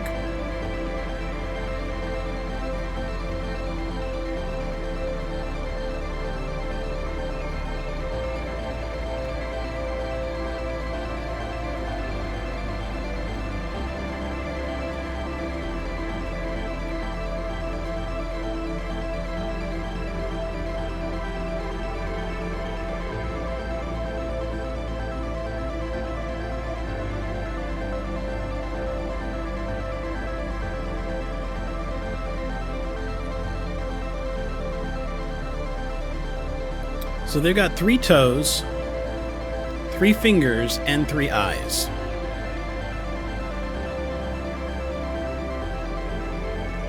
How do you put this? I'm guessing, yeah, these aren't really for your horns. Those are just decorations. Can I get behind you? I want to see what the back of your suit looks like. Yeah, so their little horns and everything fit in there. Oh, I guess they do have kind of a 4th toe there on the back.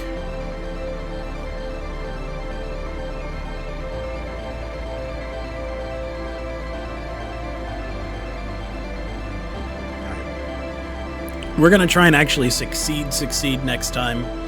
I don't want to wait for another 22-minute cycle like we did with this one, but it was too good of an opportunity to pass up because it was right there. Come on, man. It's right here.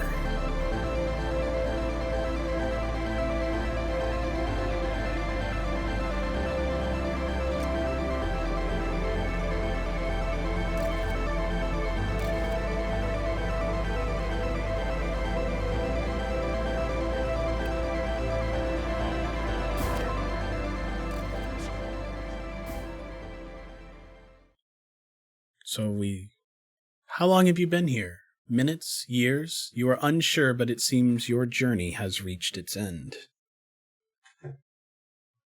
So we stopped the time loop,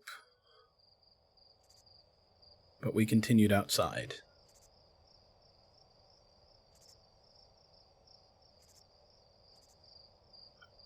Interesting. Interesting. I like that they kind of accounted for it. I suspect the same thing would happen if we took the core and just left. Just jetted away as far and as fast as we could. Because I think we're basically outside of the solar system at that point. Alright, so now for a version of us that did not step outside of the time loop. It's one of the things I was... Oh, wow, yeah, it's going to come here real quick. Let's see if we can get up here before it passes us by. Oh, we just missed it. That's one of the things that I think as we leave, when we disable the time loop, I think one of the big things is the whole quantum determination thing of a conscious observer. I think that we haven't stopped the time loop. We've just opted out of it by changing the timeline that we ourselves are observing.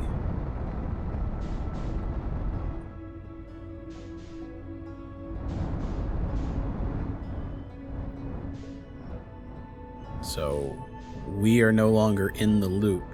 The time loop is theoretically repairable. We're able to get back onto it until, just before the star explodes, because that's what generates enough power to send the information back in time. So this is only 22 minutes before the end, no matter what happens. If we stop the transmission of information, does that mean that the time loop itself is stopped? I don't think so. I think that loop, like from an outside framework, from somebody who is completely outside of space and time, would see that loop continue to exist. You would have left it, but I don't think it would have untied that knot, so to speak. And I think in a way this is basically represented by our save file. There it goes. Alright, it's got to go by at least once before it can do it, because I don't think it clears everything until the second loop. So we're facing in the right direction to see it, so I guess we'll just wait inside the ship.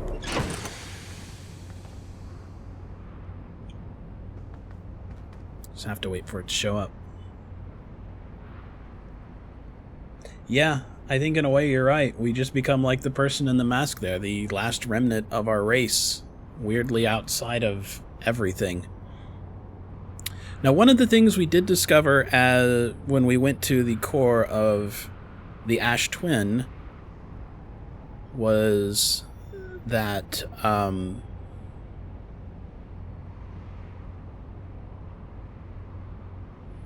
there was 3 of these masks active. The one on Timber Hearth, which was us, and I wonder why us.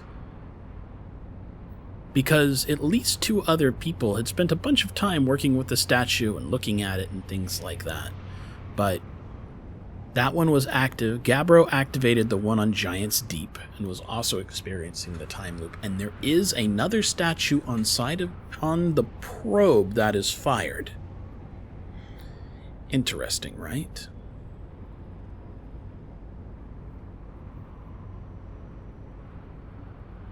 All right, so I'm trying to think of the physics of... Wow, so close. I'm trying to think of the physics of why the white hole, black hole jump into the core works. The way it works is by lining up with the center of gravity. The center of gravity lies between the 2 planets. If we're on the other pad is calibrated, right? Its black hole goes to the white hole on Ember Twin.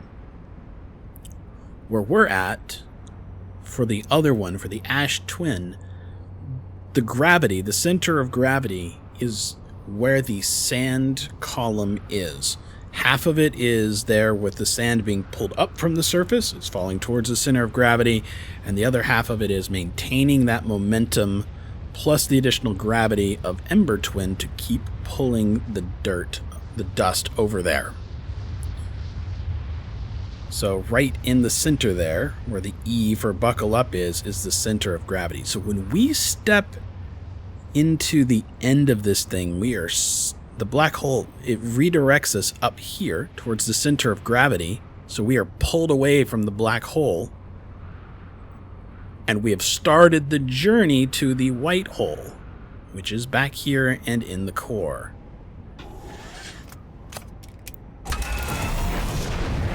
So it doesn't seem to have to be in a straight line. It's just, it has to be overhead to trigger in the first place. At least that's how it seems to me. I am not a black hole physicist. Alright, good. Just enough. This is going to uncover that tower. Actually, you know what? Let's get on the other side. We know that there's kind of a safe place for it here on the other side.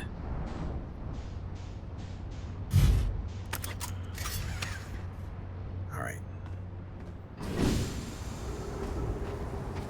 So when this thing gets overhead again, it will activate.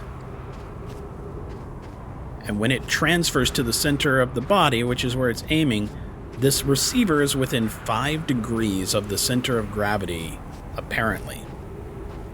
From what observation frame, I wonder? It certainly seems like it's more than 5 degrees from where we're standing. Good question. How did I figure all this out? We came to this planet, we came to the Ember Twin, and we went back to the high energy lab, and I was trying to figure out if we could get some sort of a warp core from it. And there didn't seem to be anything from a warp core, but there was a conversation there about needing an advanced warp technology and high energy to make the Ash Twin station, or the Ash Twin project, work. So I came over here and I started exploring. We'd been to literally every tower with the exception of this one right here. And I couldn't make it work. Every time I stood in it, it didn't work. We stood in the middle of it, waiting to be able to teleport, and as you can see, the roof is broken. We got sucked out with a wave of sand and deposited on the other planet. So I came back here and went, okay, it didn't suck me out. The sand pulled me away instead, so I waited over here. And as the column came over, I jumped into the column and missed. I didn't go anywhere, and I went, well, that sucks. And the sun was big and red. We had one more orbit left to go. One more chance to be able to do it before the supernova. So I waited over here, and I did what I'm about to do right now. But basically, I was looking for a warp core, and Ember Twin talked about advanced warp technology being here for the Ash Twin project. So I'm waiting for it to go about halfway through, and then I follow in while I'm jetting downwards. And it brought me here, into the core. This is that stone that was mined from our planet. We found all the masks. 8 minutes and 13 seconds ago, received data from previous cycles. Masks receiving data from the probe tracking module, Giant's Deep memory statue, and Timber Hearth memory statue. Actually, it's not from the probe itself, is it? It's from the probe tracking module. Is that on the probe, or was that the one that was down on... That was the part of the ship that exploded. We didn't see anybody down there. But I do remember that we saw that statue and its eyes were open, just like the one that we found at Timber Hearth that stared at us and the other one. So 3 of these are active. And then here is a long line of text, and all of these are basically talking about the timeline of everything that they worked on, with the exception of this last one here, where it says they've stopped their research. They could not figure out how to make this thing black hole appropriately, or a supernova appropriately, to get the power. They said the only way to do it that they could think of was to wait until the end of the star's natural lifespan, which I think is what's happening here.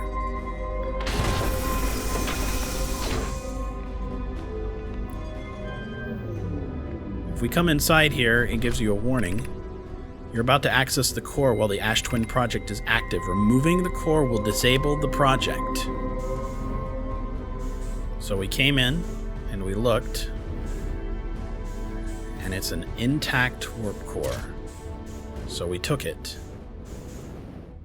And now stuff is real. This is where I started postulating, okay, when we took that, we've made a decision. Our timeline is different. The world that we inhabit, this timeline, is no longer looping. It's no longer broadcasting its stuff 22 minutes before the supernova. Which is fine. And I really think that we may be able to put it back in at any point in time before the supernova and resume the timeline. But somewhere that loop is, or when I suppose, that loop is still happening.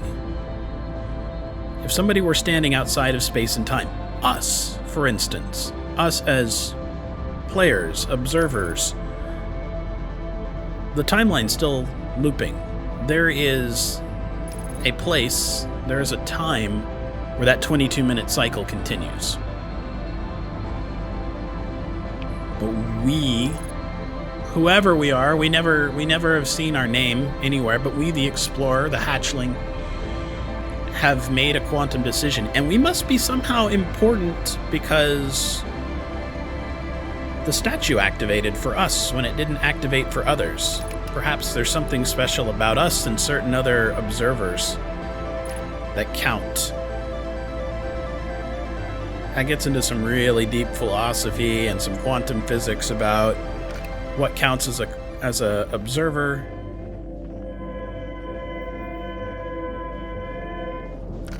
Is it a conscious mind? Some authors have postulated that's the case. So we've got the core. And we're gonna go rush to put it in. Oh. I don't think I've ever heard... I guess there is one in here. Because we jetted entirely through here before, and I did not hear... But look. There's one up there. So they do exist here.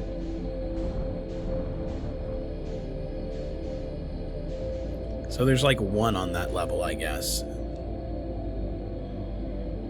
Anyway, that's the progress. That's the track that we followed mentally, Boo. We needed a warp core. The place talked about advanced warp technology. My first decision was to check the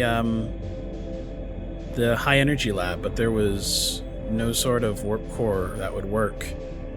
If you'll remember last time, we tried very hard to get the black hole into the other thing, and it told us it did not fit.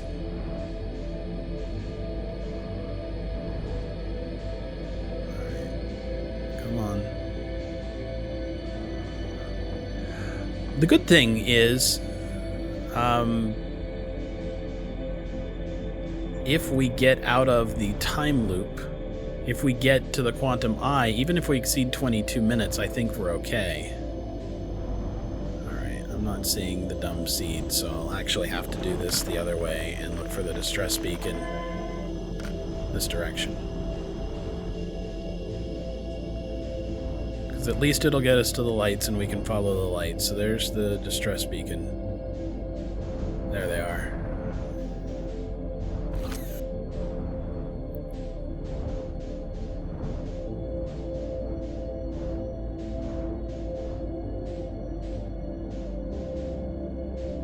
There really wasn't anywhere else that we could have gone. And it was the last unexplored thing on the planet. I actually feel really good for kind of putting it together after the fact. I admit we tried it a little bit more like a game than anything else, but do you think the Hatchling would have done any different, knowing that they basically had infinite Groundhog's Days to retry? Do you think that they would have treated it as anything other than a game, a chance to explore? They could learn the piano. They could learn Spanish. They could actually, say hello to Ned Ryerson.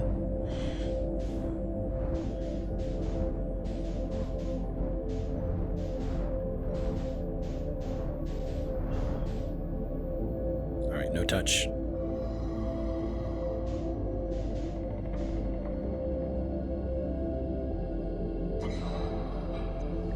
This may be the most difficult lesson. The don't do anything. I really think the game put it here to teach us a lesson about when to interact and when not to.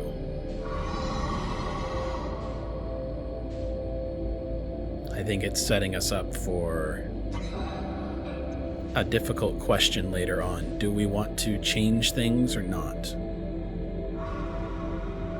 It is Groundhog's Day of dying in a supernova explosion every 22 minutes. It's certainly not as nice as having 24 hours to do something, but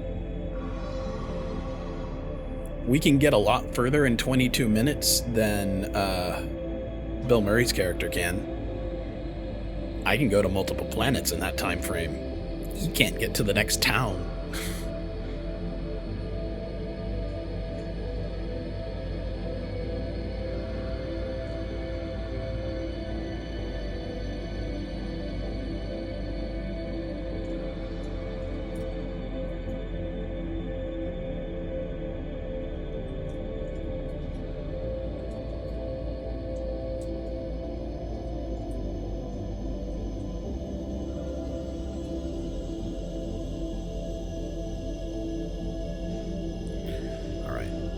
So,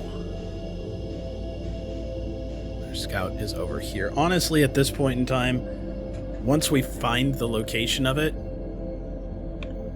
I think that I've got enough of a sense of having been through this area before, like I recognize this bramble, that I think I actually could navigate without the scout.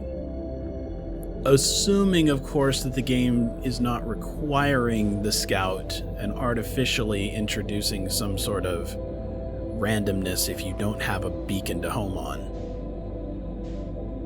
How cool is having a beacon to home on, though? There is still nothing I'm unhappy about in this game from a game perspective. Would it be nice if I didn't have to use the controller? Sure, but let's be honest, that's my decision. It has nothing to do with the game. There's plenty of people who who happen to prefer controllers.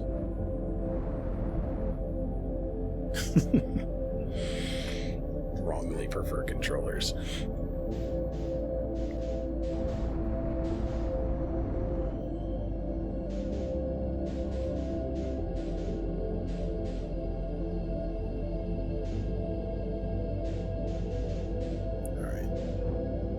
So we've already taken a look at the computer, but we are still going to try. Oh, yeah. You know what? Go ahead and retrieve the scout. Put that away. I don't think that we can, but oh, wow. I don't think we've desecrated a skeleton yet. So that was new.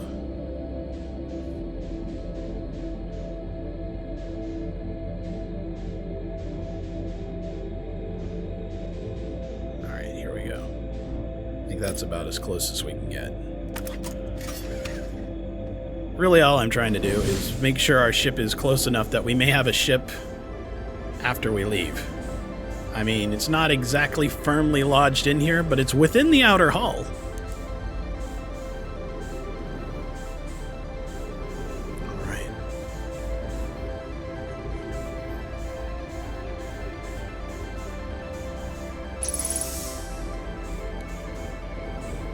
I will say this is kind of nice. Putting the core in restores gravity. There we go. Alright. So let's look at the actual coordinates here on the bottom when they come up. Alright, yeah, see how that's kind of a sharper angle? I was doing it like this.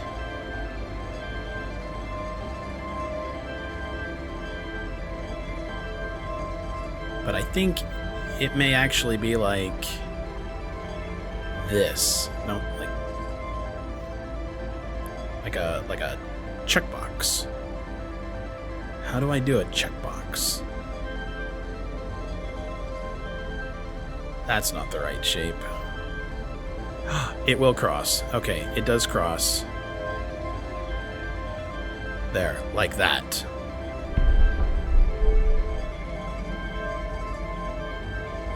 Nope. Nope.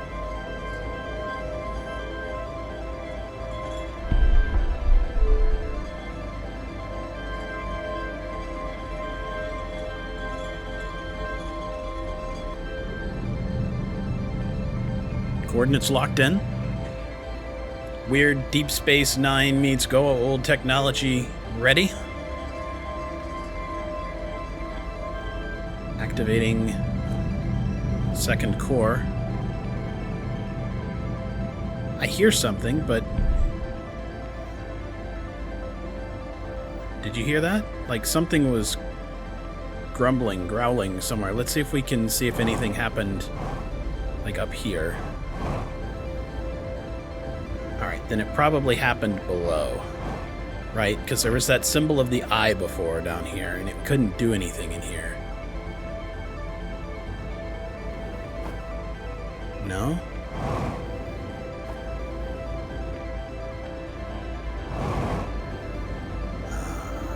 Alright, let's just try lifting this even though it doesn't seem to have any power.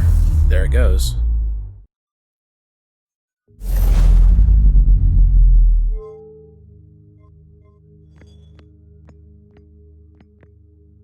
It's the eye. Oh shit, it looks like a maze.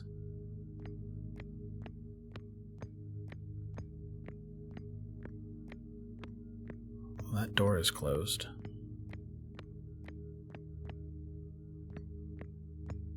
Maybe I can just go out the front here. Or maybe I have to redirect power back to this thing. Maybe it's a teleporter. Let's try that. I think we're very far from our star, though. I think that orange dot... I think that's our sun.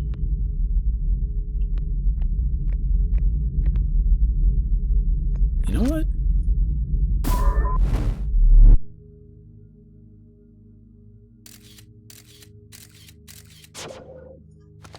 Recalling. Now we know it closes. We're not coming back. There is no more white hole. I guess we could maybe fly back to our ship. There's the quantum moon. Disappearing, of course, when I look away from it.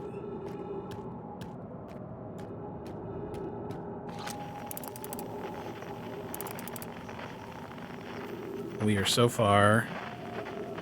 Interesting. We have been to the,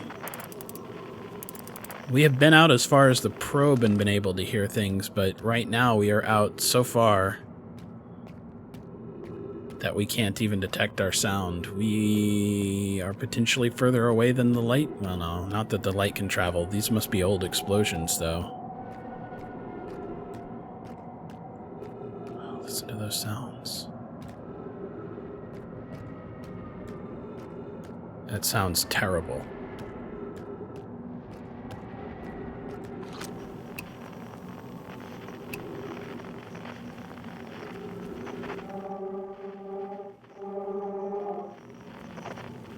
And then I think we just detected the moon for a second there. But yeah, we'll follow our sound scope.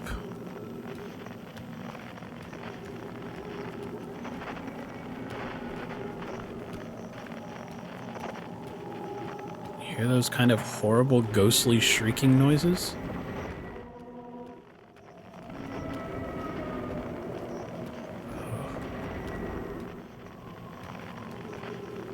We're coming into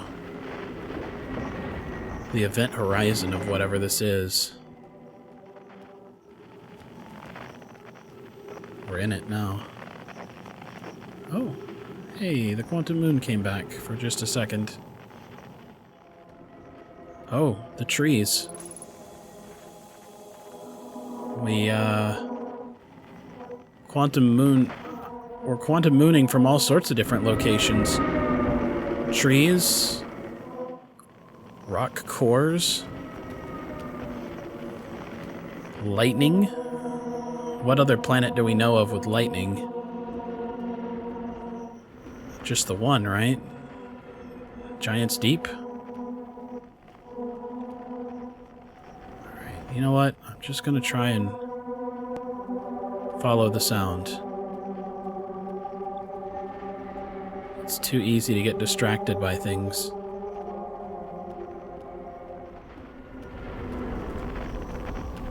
Okay. Yeah, there's the quantum moon. Orbiting.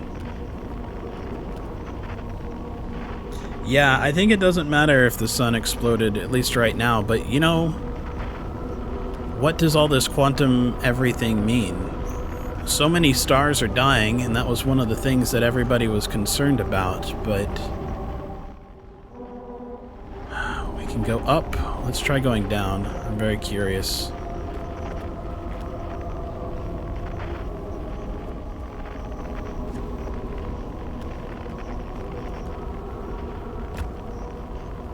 Alright, yeah, pretty much.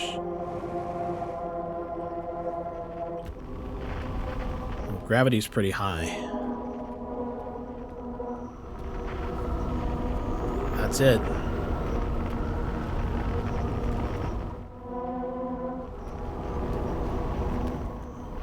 I think I may have to try and ascend these rocks, because look at gravity, 2.5? That's where the signal is, although that's not necessarily where we have to go.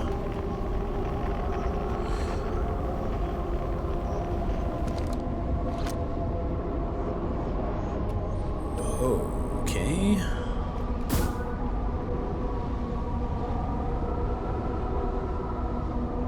Where did it go? Holy shit, man. Connection with Scout is lost. I can't even recall it. Holy shit, we just permanently lost our Scout. It's too far away even for the Nomai's teleportation beacons to do anything. Alright, we have to go in. There's no other way around it. Losing our Scout might have been bad, but...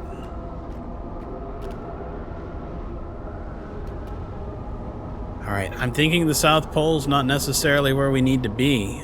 This might actually just be where the quantum moon is from. I don't know if it's large enough for it, but this big round pocket with these nodules? Oh, I got an idea. What if we use it to walk all the way up to the top of one of these? Remember when we were on the hangar? On Giants Deep? We were able to kind of stick to the gravity plating and stuff like that, so... Yeah, now we can fall into it.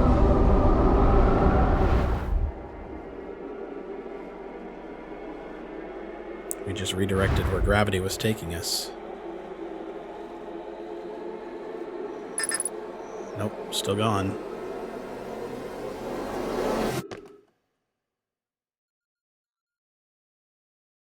We're home. Kind of. Hornfels, Gossan, Feldspar, Esker, and Slate.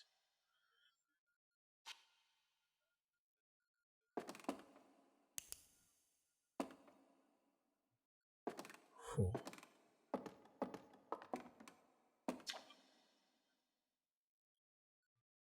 The Nomai never got to see it for themselves, but thanks to their efforts and technology, a Hearthian was able to reach the eye of the universe.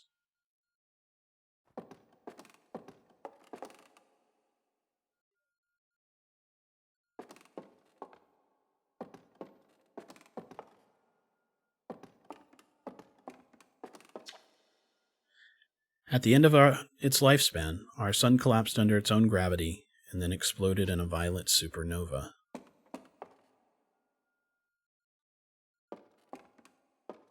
Oh, it died. Of all the life forms who will perish in the oncoming death of the universe, we will miss the anglerfish the least.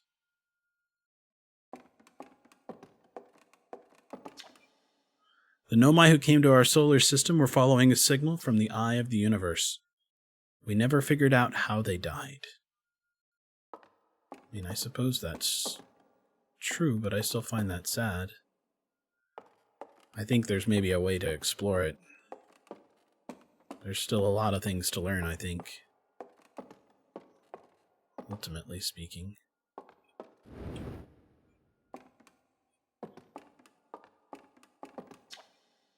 Hornfels observations. These are just galaxies, so these notes aren't any different than they were before.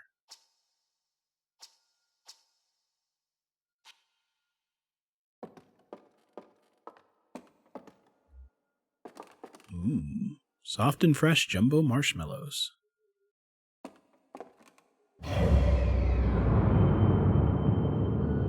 So there's an observatory on the eye.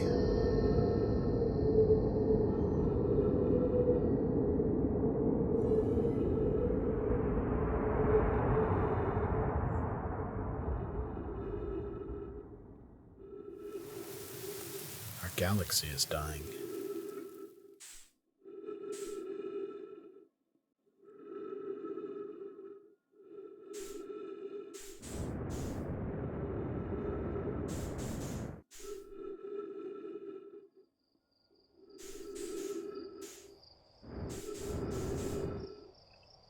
Trees. Dozens upon dozens of lights. All of them little galaxies in a forest.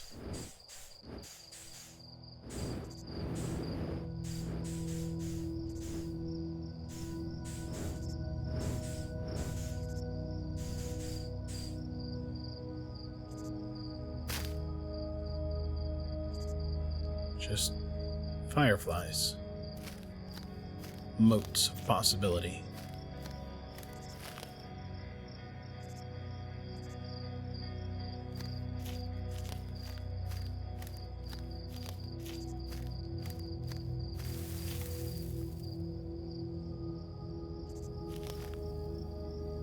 And they're exploding one by one. Is that because I touched it? I see that the trees are kind of quantuming on me.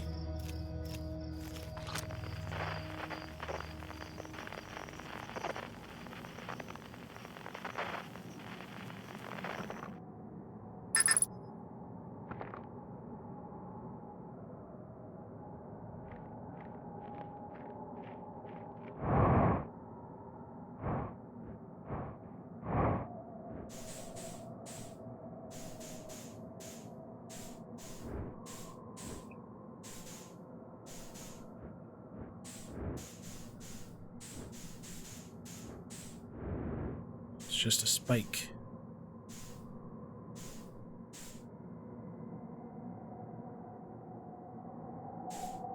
Darkness.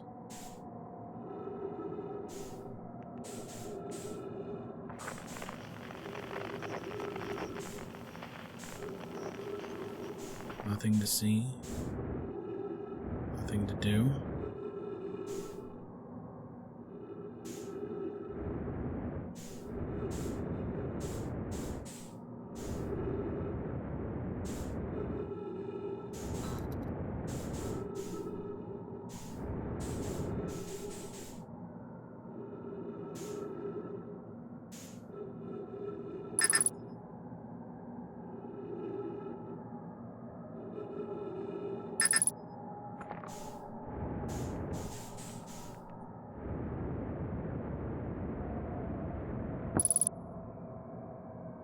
An identified signal nearby.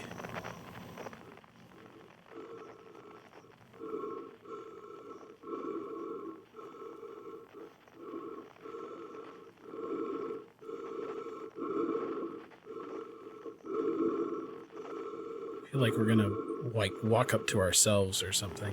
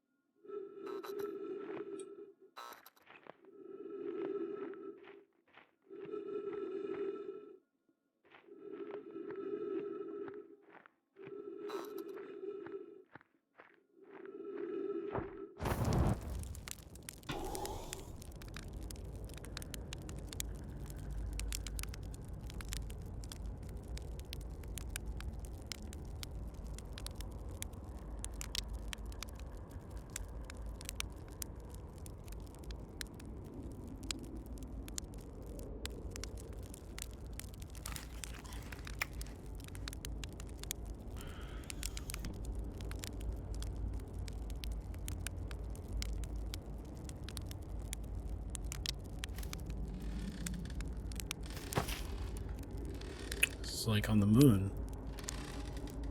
Esker. Do you hear music? Do you hear music? I do.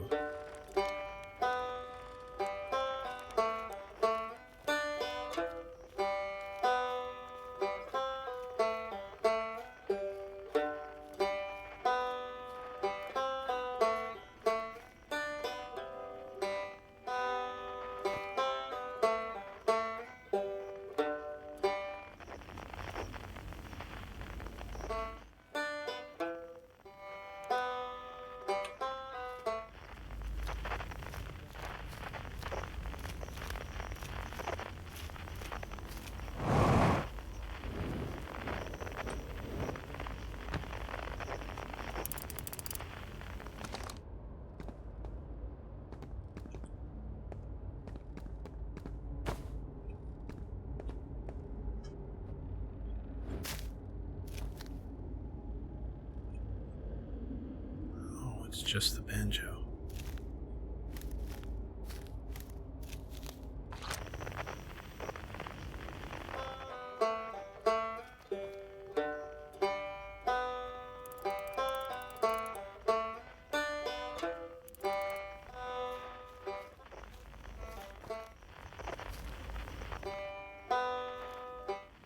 I don't really see a way in there.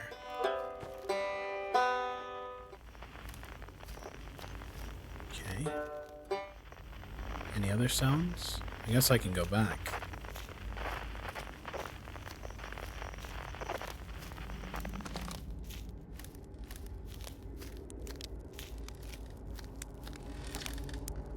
Do you hear music?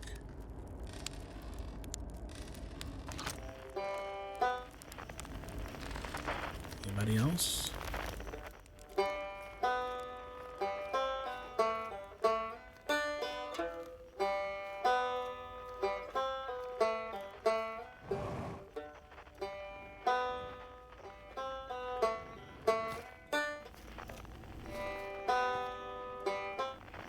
Not really much in the way of music, just one person.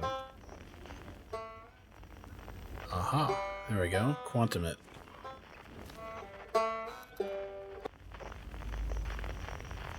Oh, now we have a banjo.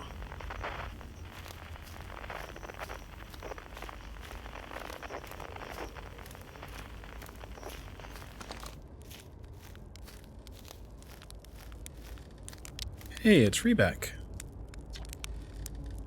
It's not quite time yet. I'm pretty sure we'll need the others for this next part. We'll need, you know, everyone. No rush, take your time. It might not even exist here. What do you say? Aren't you forgetting someone? Yes, I do remember the quantum poem. This is Gabbro's thing. The quiet shade. Across old bark.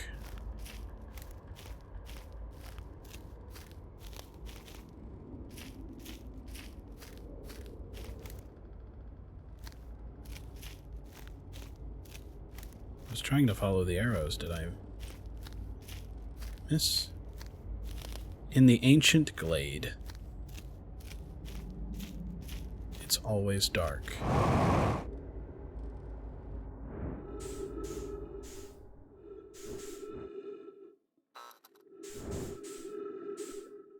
So we got the oboe.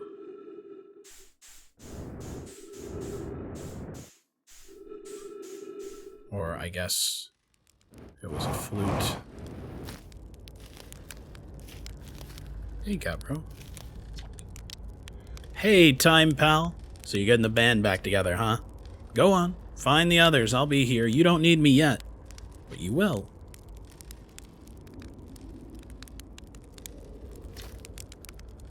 Okay, so he says the same thing. Alright.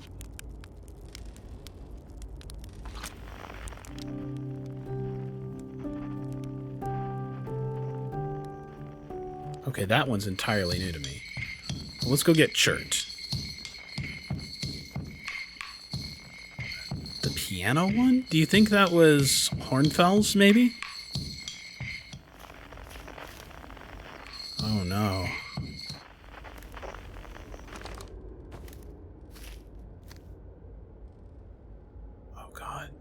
His drums are out there? Alright, let's go get him.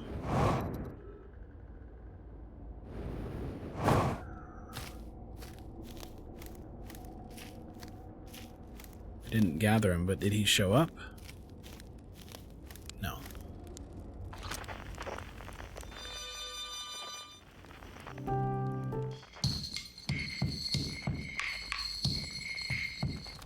The piano, though. The piano I find interesting. I don't recognize that from anybody. Can't use this. But you can gather it remotely, it seems. Let's go talk to Chert. I was trying sometimes to use my light, and the game now, I mean, it's letting me control it now, but previously it was kind of not. It was just letting me do it. At different times, it would turn it on itself or not. The stars were beautiful, weren't they? Even if our star is ultimately what killed us. I'll wait here and remember them while you gather everybody. This will happen to our star, by the way, someday. I very much doubt we'll be around for it. It takes billions upon billions of years. Oh, come on. Fine. I know what we have to do. Flashlight off.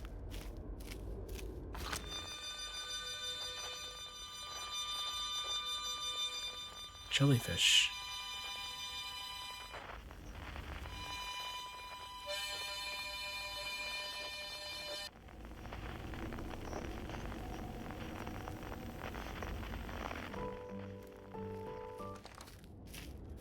I'm gonna guess that the last one is Hornfels. This seems to be the original Explorers Club. Hey, Feldspar. Wow, look how little Feldspar and Gabbro are compared to Rebek. Now, I know his top is big. You can see how his legs are, but he's a tall, lanky boy underneath all that somewhere.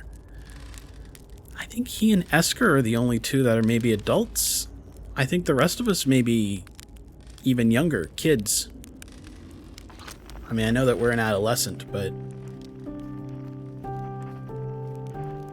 I think that's what happened. No, this is music from the Nomai.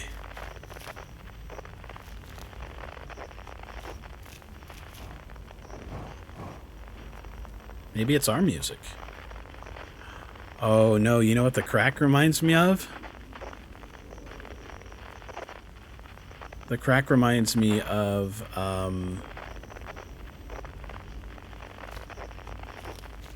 the Interloper.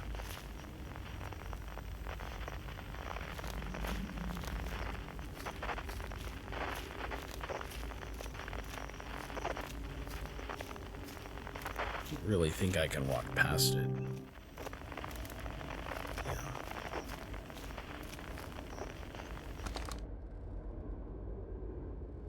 I know what it is.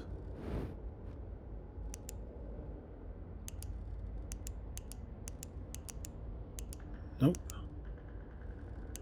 Not as quantum as I thought. There's one point of light overhead.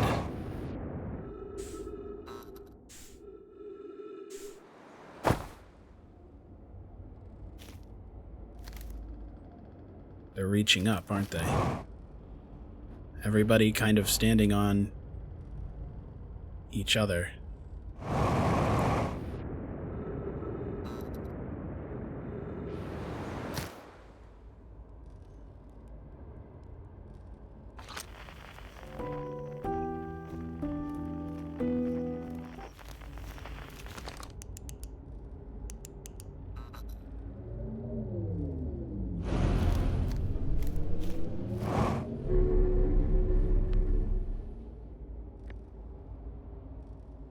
Okay, the shuttle. I remember how to launch. Then as we get closer, I remember how to land.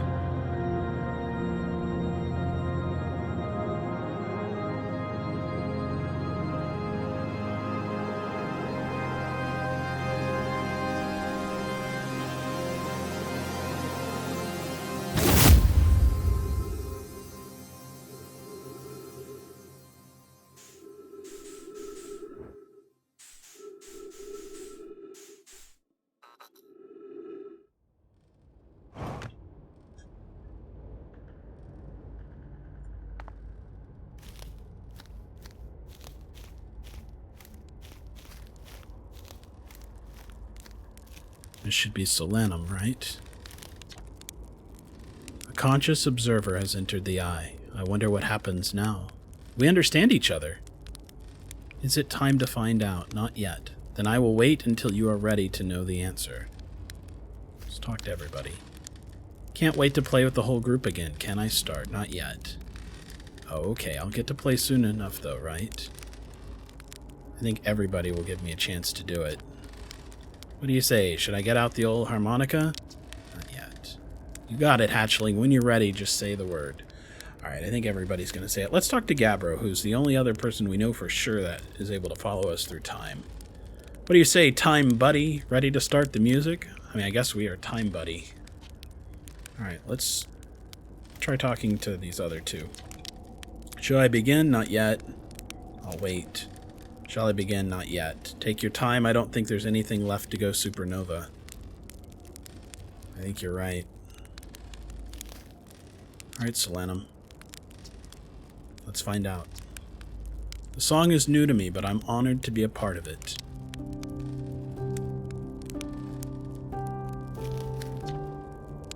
Start the music.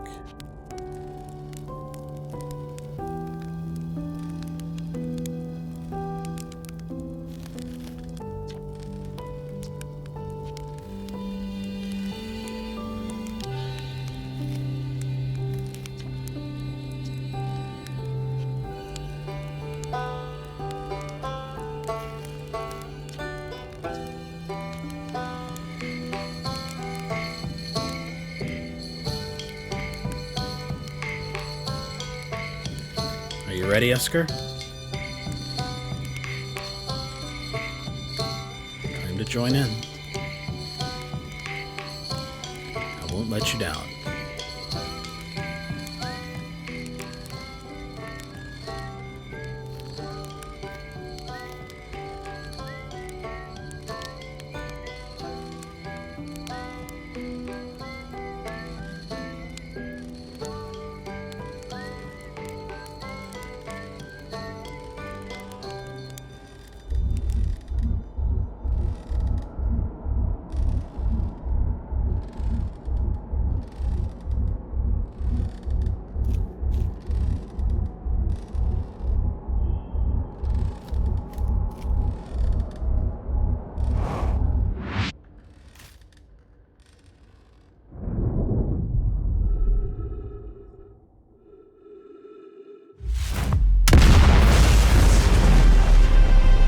I'm not crying, you're crying, Sealy Bob. I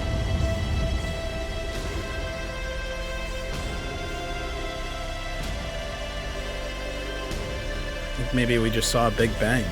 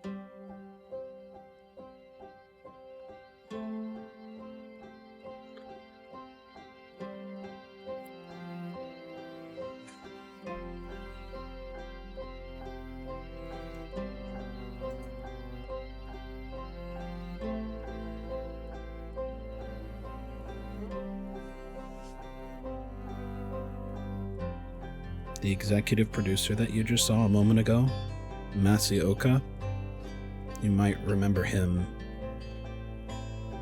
as the guy that could control time in Heroes.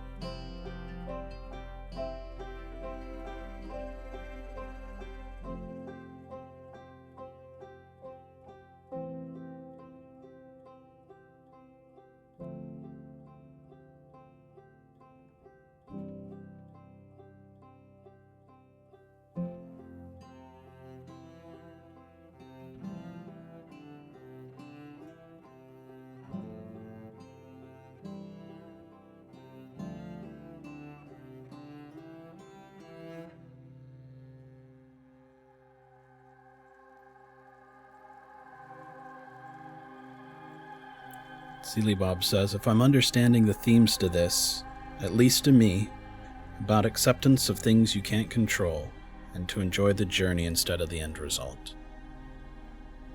I think that's a big lesson to take from this. It's how I played the game.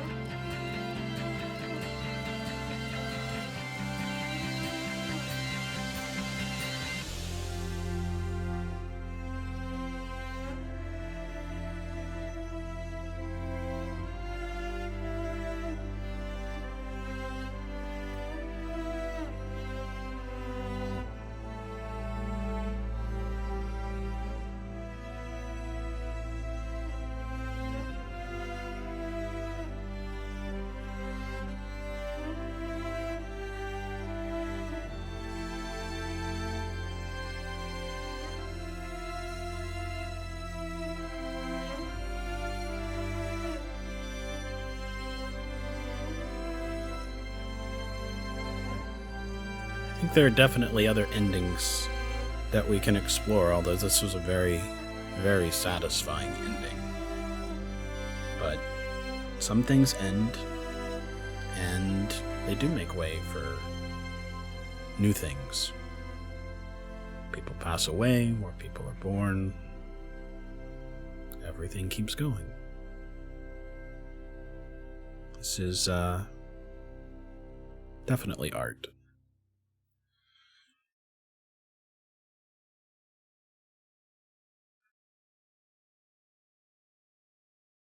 $14.3 billion years later.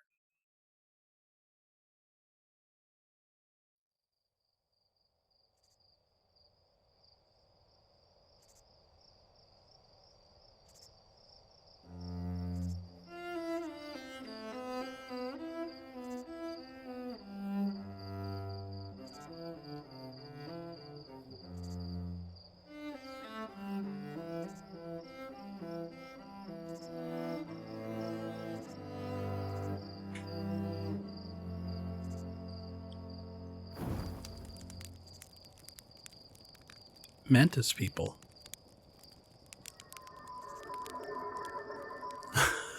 There went our probe. When we fired the probe and lost it.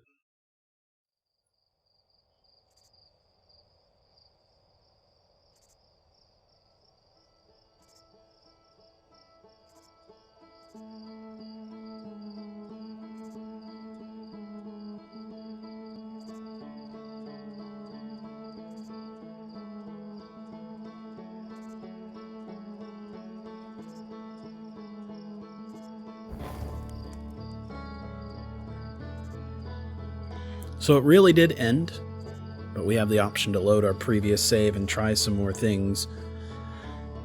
This is such a fantastic game. It is definitely one of my all-time favorites. It's kind of hard to imagine saying that right after having spent a couple weeks playing this on and off, but I love everything about this.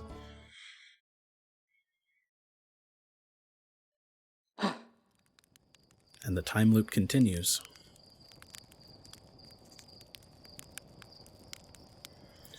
Okay, so life is interesting. We still have some options. Some things that we could do. There's a lot of achievements to get and things like that. In fact, if I look at the achievements, I've only earned 7 out of 17 achievements. One of the things that we haven't done is complete the ship log. There is something that we haven't read yet. I guess we can kind of look at the computer now, though.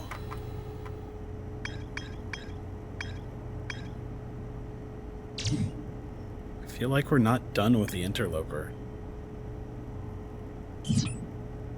I feel like we never figured out what's up with ghost matter. We never figured out a lot of things. I think there's still answers to be had out there somewhere.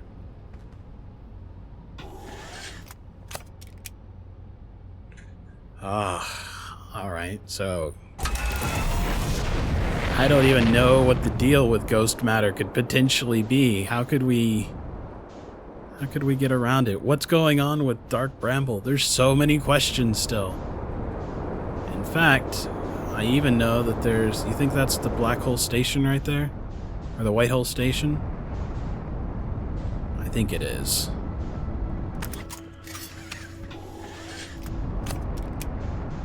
But there's even little objects in our star system that I know that we haven't encountered yet. That's definitely the White Hole. I can see the warping around it.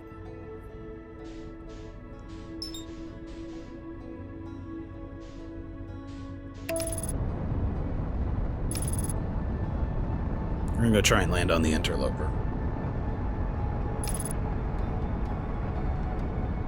There's so many questions. So many things to try and figure out. And I know we haven't seen everything, because we haven't gotten the achievement for completing the library, and I assume that means getting all the records.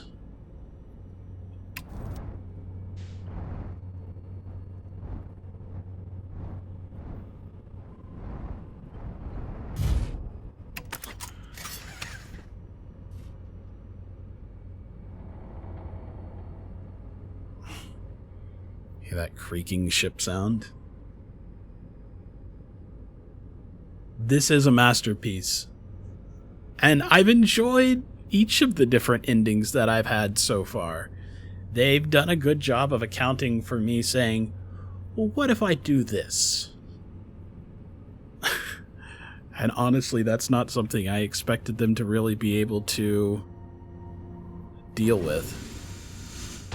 Curious players who are willing to say, what if I do this? What if I want to try something different? Hopefully our ship doesn't go anywhere. But we are coming closer and closer to the sun. So I'm trying to think of what else that we could possibly do. We've got an option of, I think the big next thing that we could try, other than explore and try and gather some new cool achievements and stuff like that, would be to pull it out, pull the core out, and then we'll take pictures. Pull the core out and then wait inside the Ash Twin project. Wait inside the protective shell. Alright, so here we are. Danger. Ghost matter detected nearby.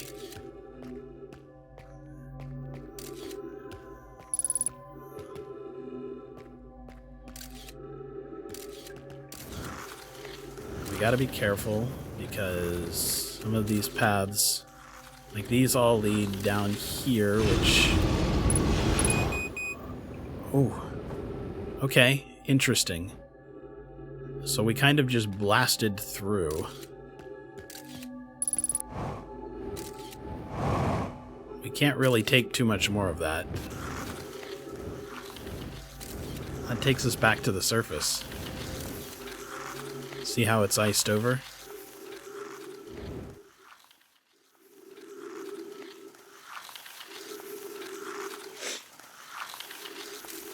So if we learned anything, we learned that maybe we can take a single pass through ghost matter. But that's not exactly great. Maybe all we really did get a chance to learn was that they were here. We've read this before. This is where they went down below the surface and then they never came back.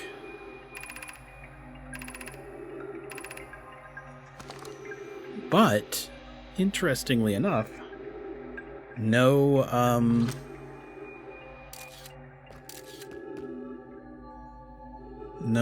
corpses. So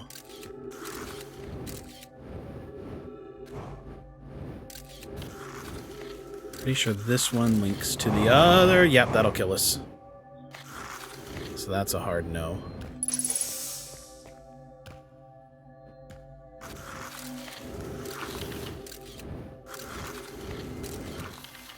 This is that other path, and there is the ghost matter there that would have killed us. Right. And then we've been to this room, and everything down below is just ghost matter. We could probably take it once. And maybe that's the thing. I got an idea, although it'll probably kill us.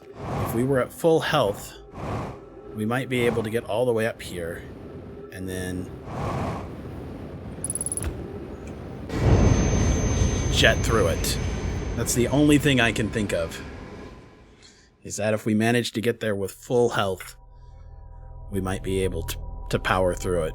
Be viciously injured and trapped on the other side. Too damaged to be able to come back. But at least we could find the other two. So we'll try that again.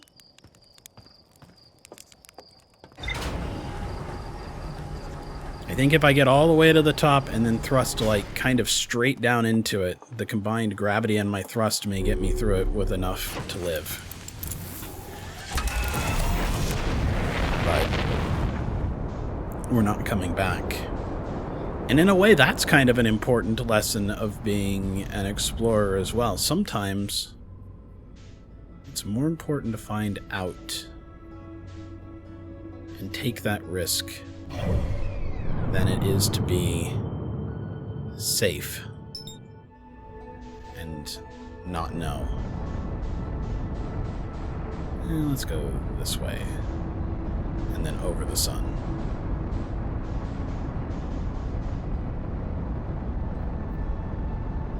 I mean, that's kind of what happens every time we send somebody to space. We've decided that the risk of exploration is worth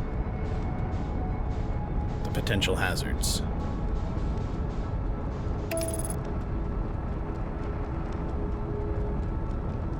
And I don't think you would find a single astronaut that would ever disagree with that. That's what they signed up for.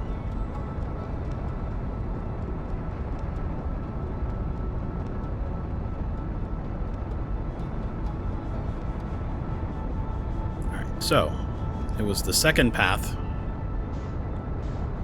Whoa! Yeah, autopilot. We missed a little bit. At least from my perspective.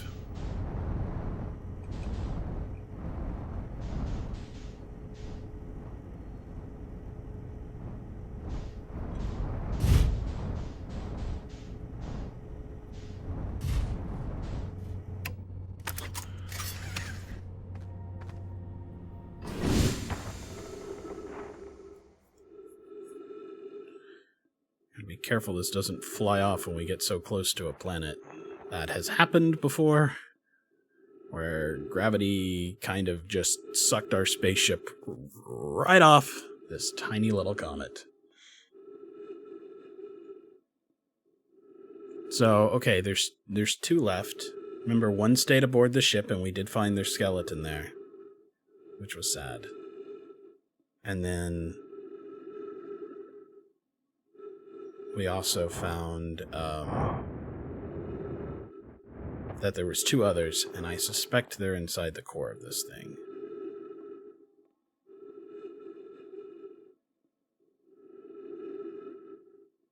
It actually has more atmosphere than I thought it did. It's got a nice little haze.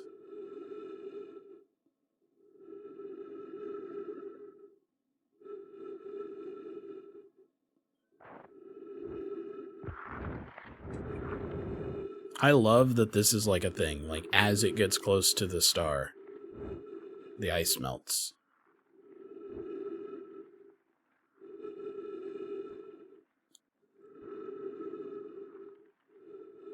So Masaoka was the executive producer on this. I find that kind of fascinating. I know he's a super nerd. I know that he's big into gaming and everything. It's just interesting to see his name attached to this. I honestly haven't thought of him in quite some period of time.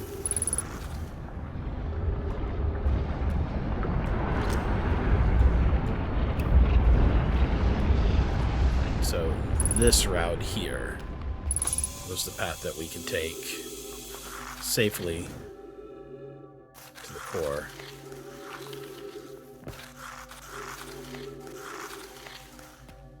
So it slides us down here. There actually is a second level up here.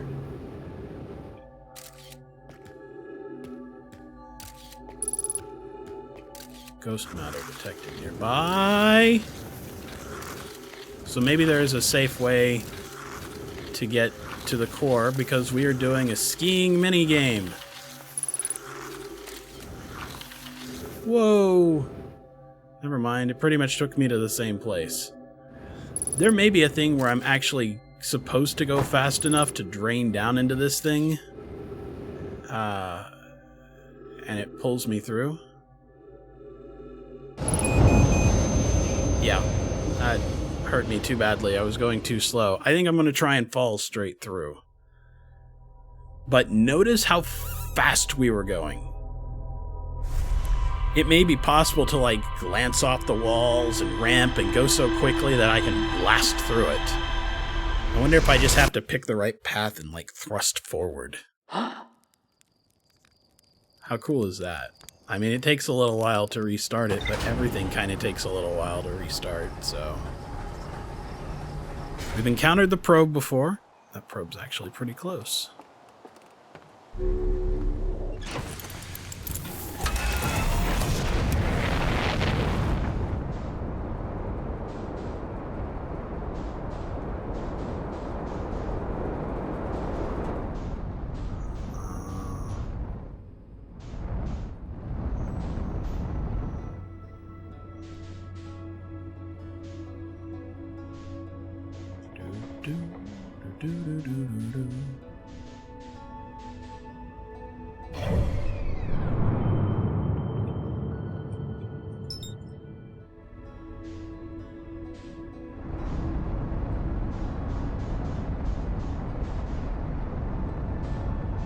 So, yeah, I mean, we kind of know which two paths to go for, right? It's the right path and the left path. So since we know...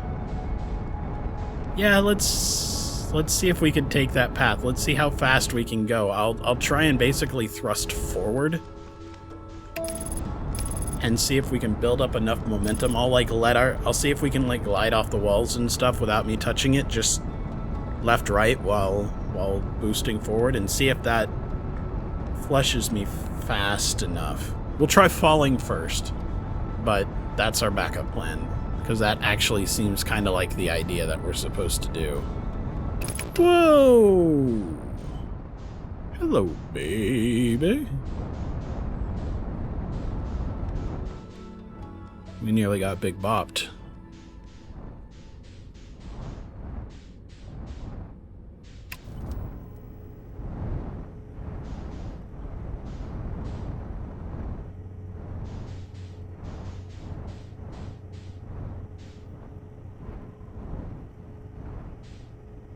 Whoa. Look how close we are to the planet. Ooh. Actually kind of hit that at speed. And it didn't break anything. I'm impressed. Hearthian engineering for the win.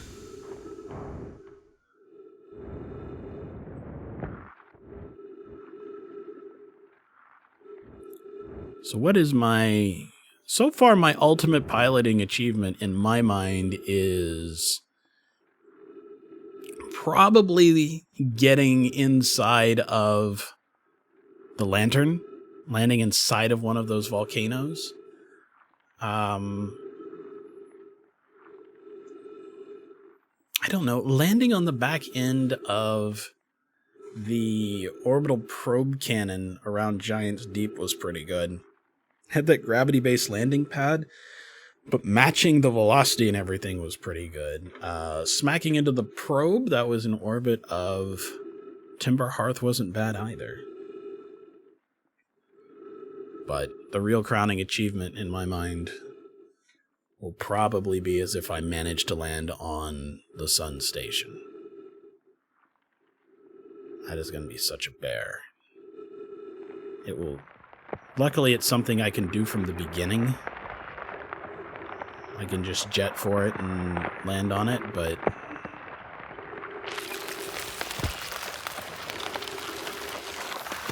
I'm not actually touching anything right now. I just kind of want to see what happens. Huh. Almost flushed me down the hole is what it did.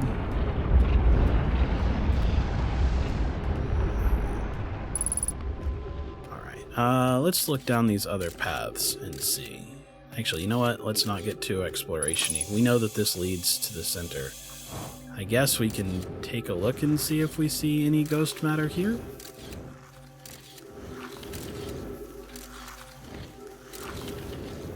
Oh yeah, we do.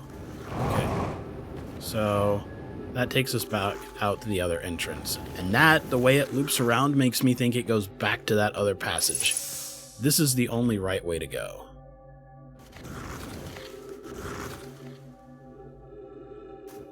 So I'm thrusting forward just to see what I can make happen. I can't thrust forward constantly, and it stops me here. So, alright, here's the idea. I want to get up and directly over this, and then thrusting downwards through it, and we die. No. Yeah, we died. Okay. So, not quite fast enough. I think we have to actually jet through by building up some speed with horizontal motion. So it's clear on the right side, and then it's clear on the left side. And that's... Look at that, we blinked and the quantum moon disappeared.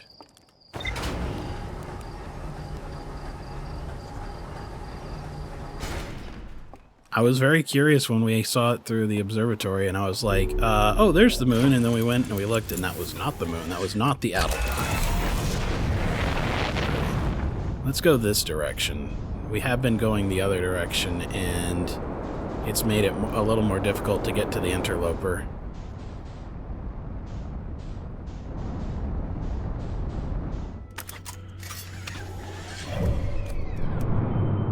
Really, we're just on the other side of the sun from it, so I guess it doesn't matter. Do do do do do.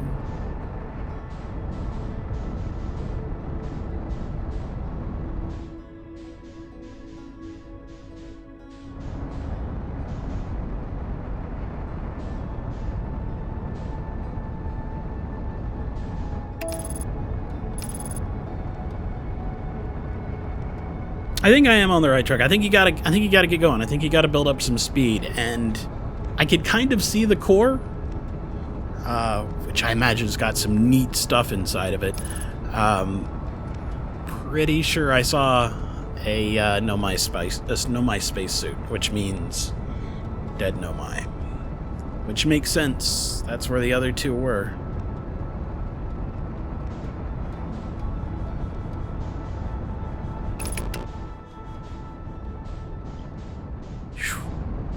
Going towards the interloper on autopilot is going to get me killed. I think there's just no two ways about that.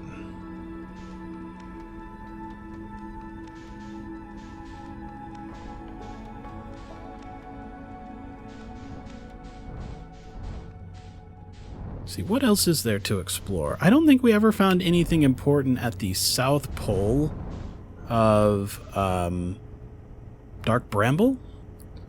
The North Pole is where the jellyfish was.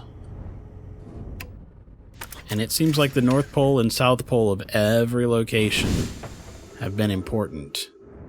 So that may be worthy of exploration at some point in time. Not on the surface, of course, but rather underneath.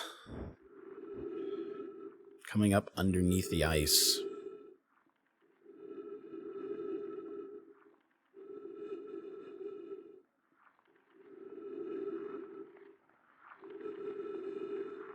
Look at that.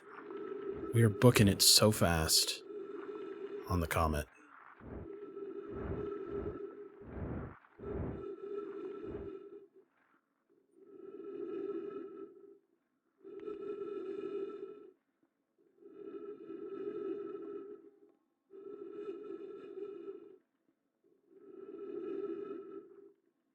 I'm not even touching the controls. The fact that we're moving around right now is the fact that we're on ice.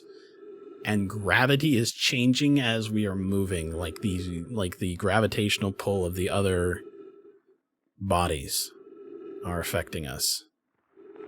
Kind of the way that the stone was affecting us.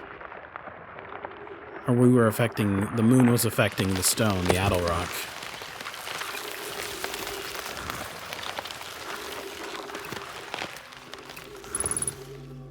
So that path right there, I'm pretty darn certain, leads to these two paths that are together. This path leads there, but through ghost matter, so... Not touching anything at the moment.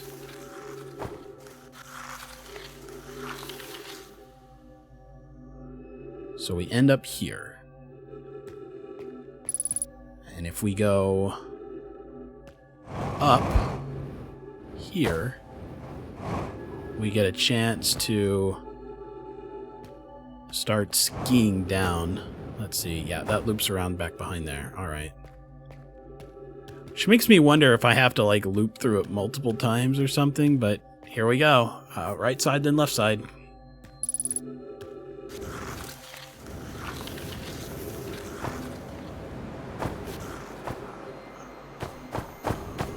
Pushing forward.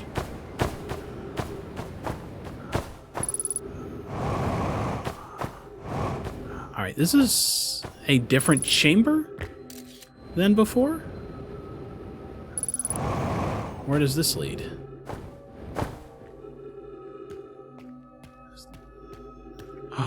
We found a different location. Oh, he came close, but he's got ghost matter crystals embedded in him. Alright. You tried. You tried real hard, buddy. This path is clear. So there is a clear path. Okay. We are in the center of the interloper.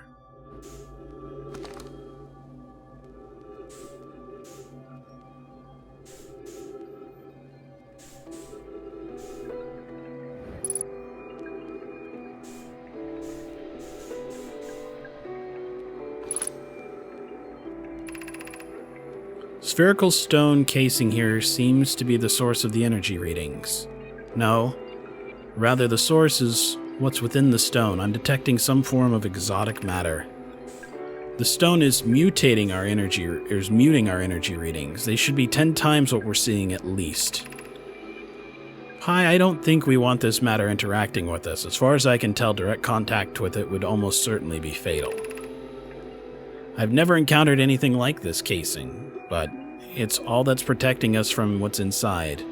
Worse still, this matter is disturbingly volatile. Pi, whatever the matter is inside this stone casing it's more than just profoundly unstable. It's under tons of pressure. Look at this density scan. I've never seen anything this tightly compacted before. What is this? This is orders of magnitude worse than I'd imagined. If this stone were to rupture, the lethal matter within would rapidly expand, completely blanketing the star system almost instantly, and the pressure is still building as the comet approaches the star system. Return to the shuttle right now. The rest of our friends need to know they're in terrible danger. Leave your equipment and run. What are you doing, Pi? The more we know about this alien matter, the better our chances of survival. I will learn what I can. Go warn the others, and maybe they can construct shelter somehow. Now, Poke.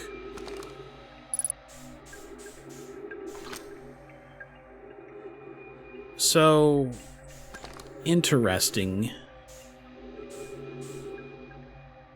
Very interesting.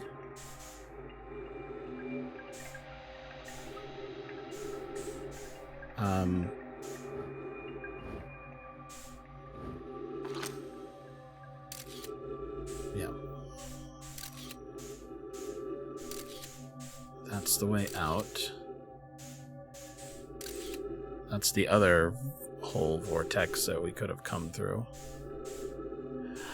So this is potentially very explosive and awful, and it gets closer and closer to our sun, and we know for sure, we have seen it happen, that eventually this gets so close to the sun that it doesn't come back out, doesn't show up on our map, it goes in and never comes back. If it melts the ice and this gets free, is that what causes the supernova? We've talked about it before. We've talked about that perhaps being the event that sets everything off, although we just figured 22 minutes was the lifespan of the project. But 22 minutes before what? I assumed the Ash Twin Project, but at one point in time we talked about it not being the Ash Twin Project, about it being the timeline from the comet. How interesting that this looks like a flower. Like a plant of some sort. It looks like a seed pod that's ruptured. Could this be matter from another universe? From another when? I don't know. Looking to see if there's anything else that we've missed. I know we've missed a lot of ghost matter. I will say that we probably can't spend too long in here and ever escape to leave, so we have found both of their bodies. We have read the log. There doesn't seem to be much more to do in here. So let's see if we can find that narrow passage out. Where? Not that one. Not that one.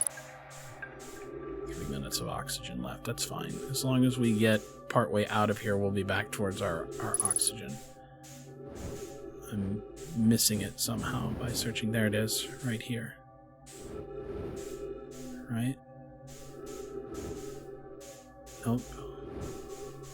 That's the jagged core. That's ice. There it is, right there.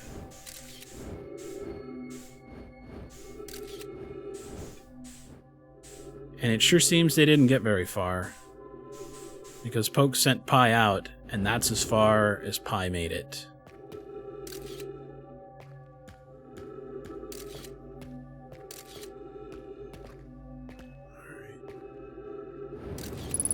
But in a way that makes sense. We have seen an indication that they do not have thruster technology like we have. They never invented it. They had gravity plating, but even their ships were black hole, white hole navigation aid. It was never a matter of them having thrusters. So there are some things that they just weren't able to do that we can do. Maybe they thought the technology was too primitive for them and they didn't bother with it.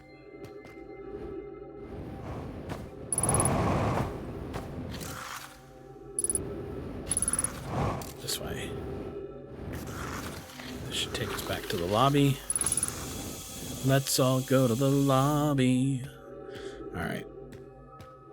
That's out. This is up. This is our only way out.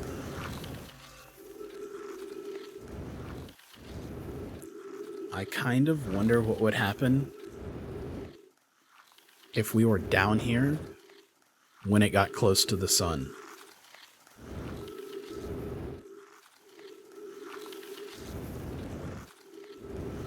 Like, would we see something strange happening with everything melting? Would something happen to that energy? Would we see what caused it to eventually go supernova? Would we have proof that this was the case? How close are we getting? We're into Timberhearth. Alright, try and escape?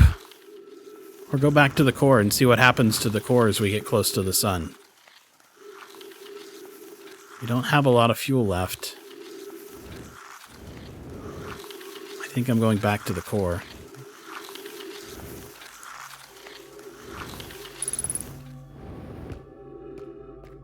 I think I have enough fuel to get there.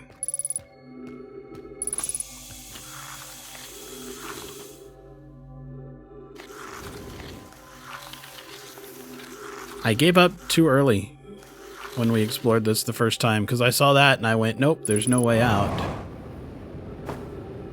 And that's not true. Come on, sun. All the crystals are glowing. That's interesting. Alright, this one up here. Come on.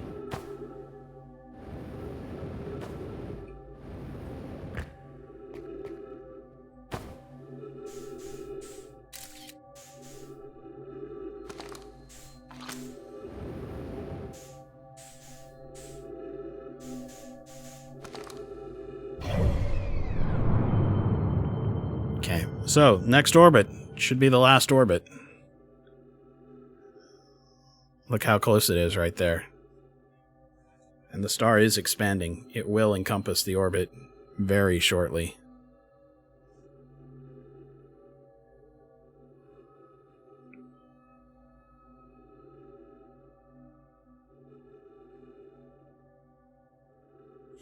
Hack the planet, indeed.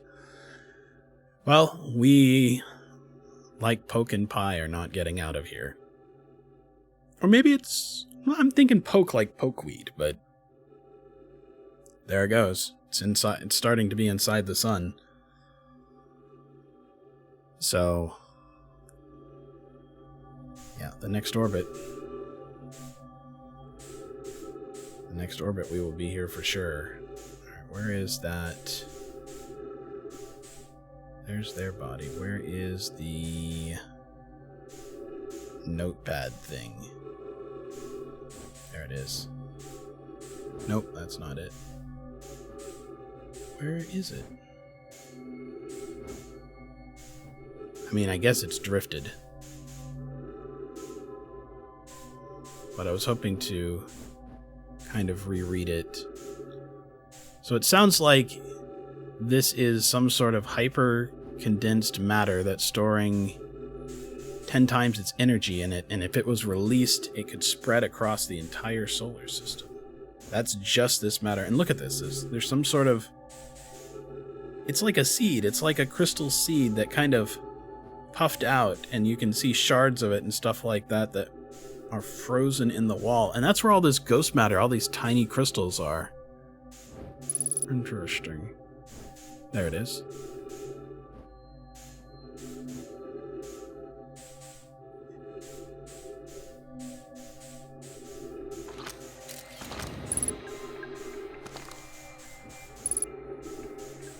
It's moving. The spherical stone casing here seems to be the source of the energy readings. No matter what's in the stone, I'm detecting exotic matter. Stone's muting our energy readings. They should be 10 times what we're seeing at least. I don't think we want to interact with us. It would be fatal. Never encountered anything like this. All that's protecting it, like this casing, but it's all that's protecting us from what's inside. Worse still, the matter's disturbingly volatile. High whatever the matter inside this stone casing is, it's more than just profoundly unstable. It's under tons of pressure. Look at this density scan. Orders of magnitudes worse. The lethal matter within would rapidly expand, almost completely blanketing this star system almost instantly, and the pressure is still building as the comet approaches. It could be that there are many things like this, and this is, in fact, what is destroying all the stars. They are, over time, being exposed to all of this ghost matter. And as they are exposed to the ghost matter, the stars destabilize and explode.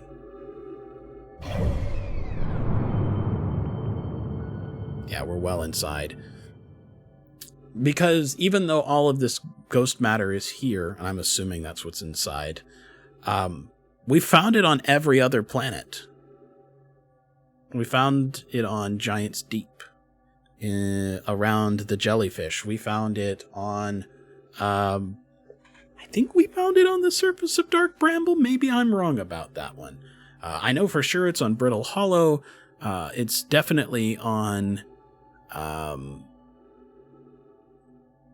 the Ember Twin. It's definitely on Timberhearth. We've definitely seen these crystals.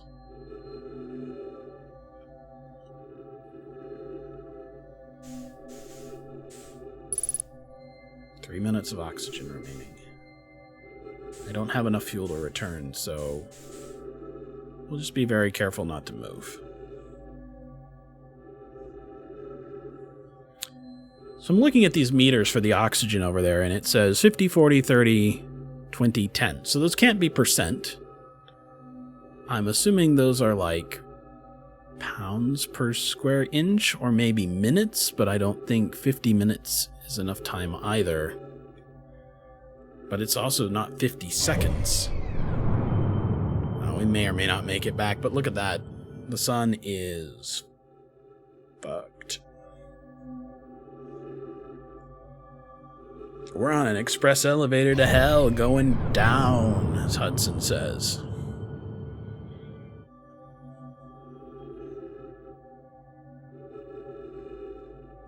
Part of me wonders if we could do something about the comet. We don't really have a good way of being able to do anything. We certainly haven't been able to construct, say, an explosive or anything, but would it be possible to warp the comet somewhere else so it's no longer intersecting with the sun? Get this ghost matter away by piling it into, say, the white hole or black holes? I don't know. There's not an air refill at the crack.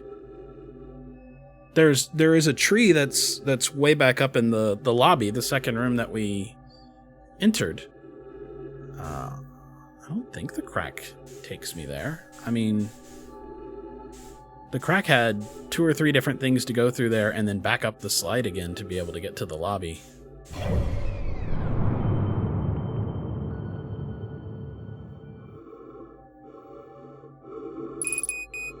$60 seconds.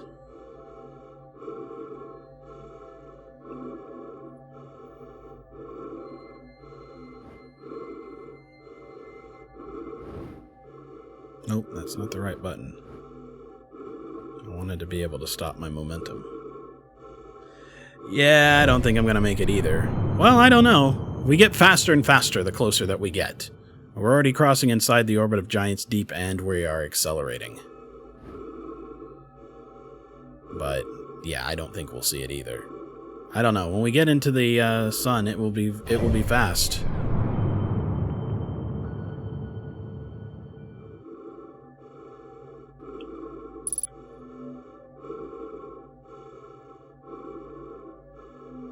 Yeah, we're not gonna make it. bummer that. We are accelerating, but not enough.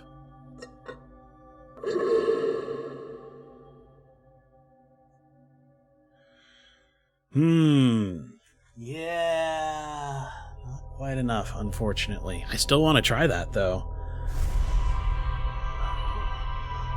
So that thing gets 3 orbits. So I'm guessing it's about a 7-minute orbit.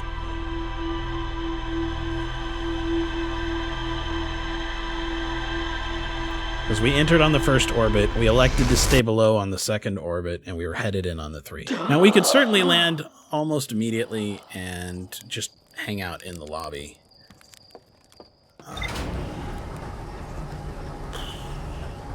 We are at 3 hours, 26 minutes. I'm willing to do one more time loop. What do you guys think? I'll give you 2 options because I want to see both of them.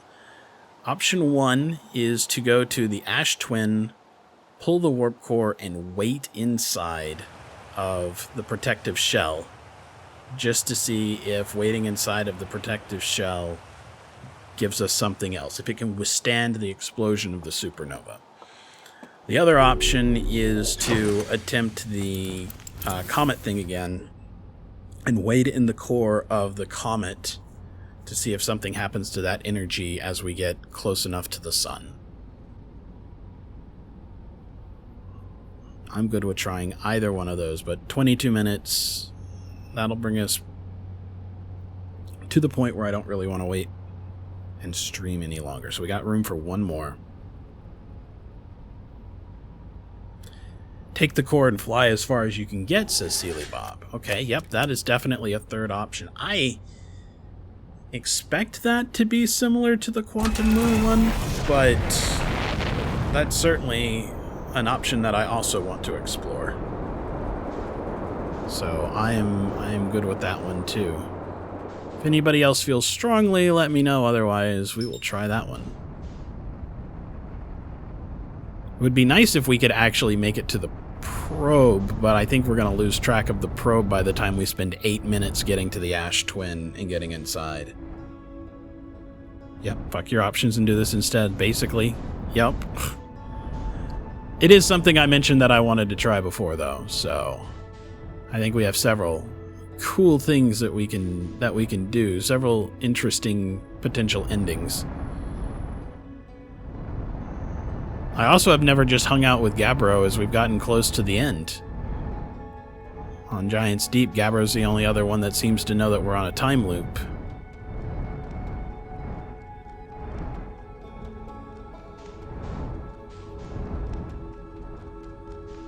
We'll just hover here for a moment. We'll watch this thing do its thing and see which one. See if we can find where the tower exposes itself. Oh my.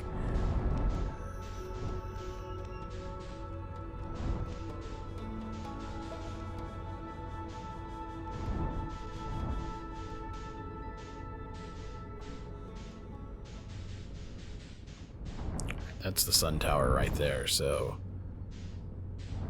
the twins will probably be right around here. Nope, we need to go further north than that to avoid the sand.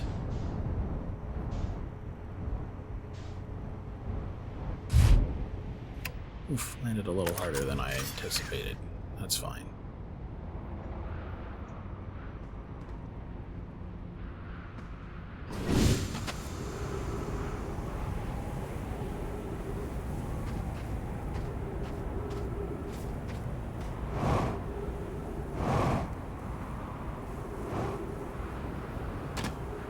One thing we've discovered is that time is not as tight as I thought it was.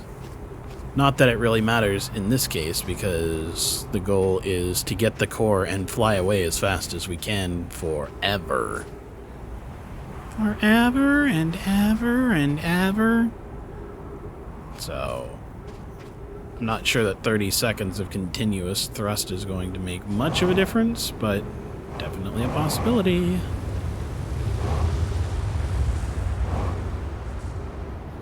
So, flying against the rotation here gives me the fastest chance to be able to encounter it. There's Whitehole Station. There we are, the Broken Towers.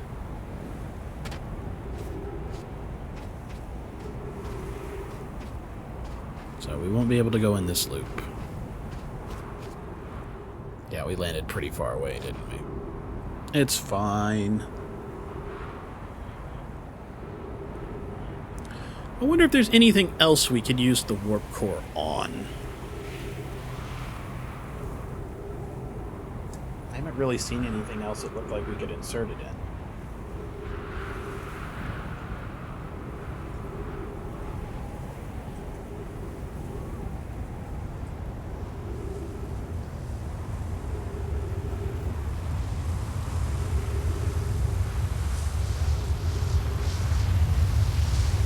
I wonder what's causing all the sand to go up there. I know they said that if you wait long enough, it eventually reverses.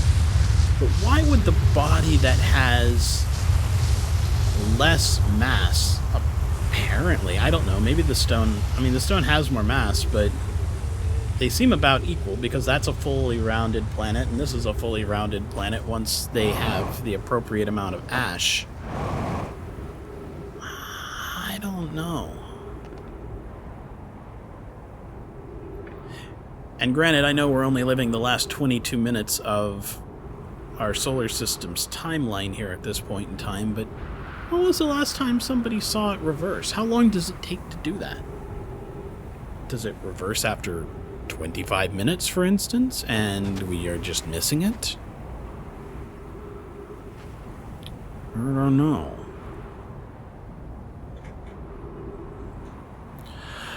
Sadly, we'll be able to thrust out of the solar system, but the probe is long gone. We won't be able to catch up to it, leave the solar system with it. But we've done that before without removing the core, and it just reset at the end of the 22-minute time period, so no big deal on that one.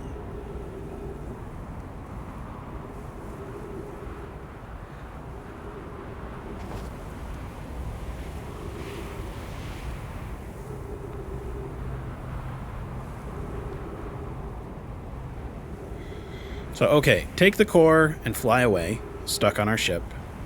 Take the floor, or the core, and sit inside the gravity, or sit inside the protective shell. Those both in the time loop, so those are potential differences. Hang out inside of the core of the interloper and see if anything happens to it as it gets close enough to the sun to start to melt. Kind of expect it's going to be going so fast that we're just going to burn up because we've entered the sun, but we may see something special before it goes on. Those are the big three potential kind of endings that I'm seeing right now, unless there was another choice that we could make.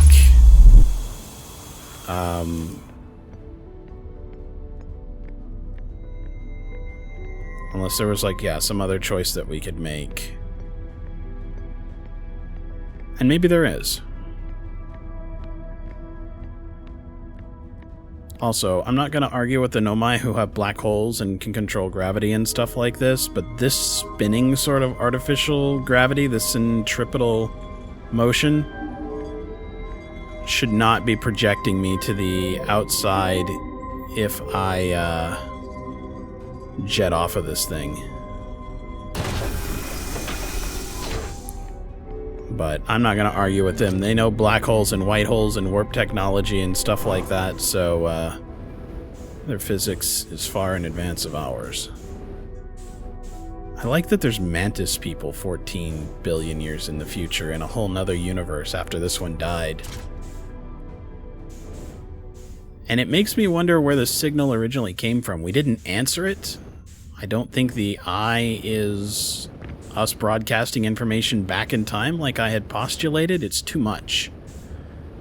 So, where does it come from? I don't know. It is quite the other circumstance, that's for sure.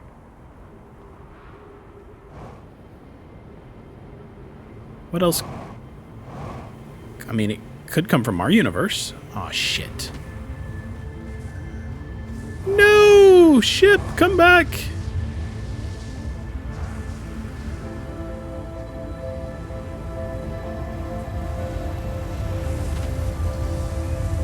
God damn it.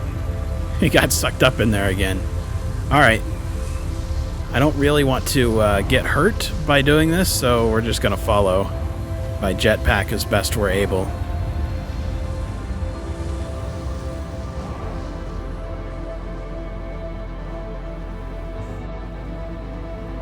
It's kind of astonishing that we can even jet from one side of the planet to the other. Ow.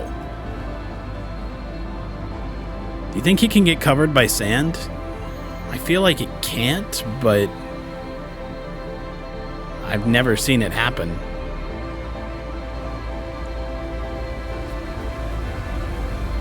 Careful, don't land in the sand. It will crush us.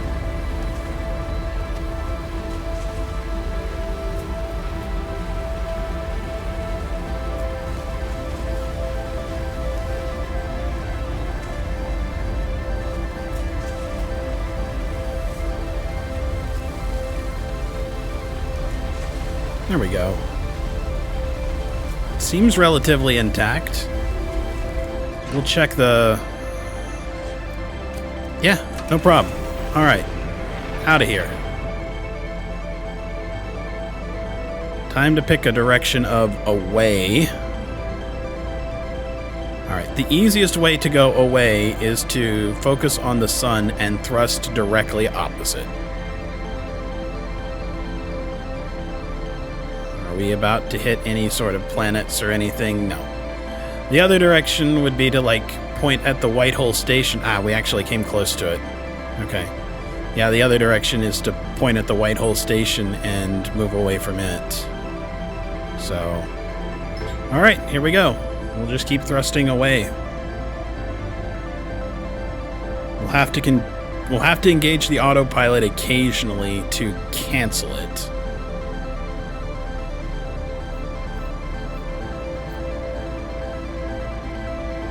It may try and spin us around if I don't cancel it fast enough.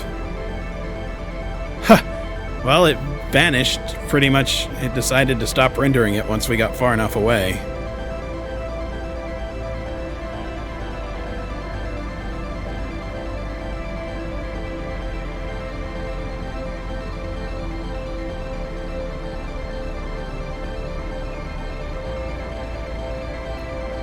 Continual acceleration's nice.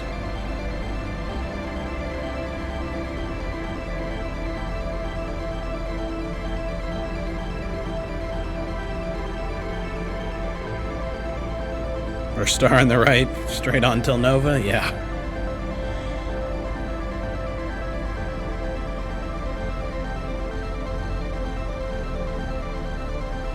This thing will eventually start trying to turn us around, and we'll have to cancel the autopilot when that happens.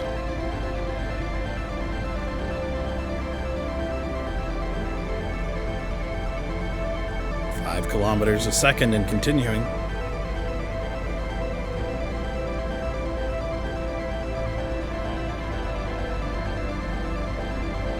This strikes me as sort of a selfish end in a way. We've ended the time loop so that we're not stuck in it, and then we leave. We don't try and fix it, we don't try and understand anything. This is just us bugging out. I wonder what it will say. You drift forever.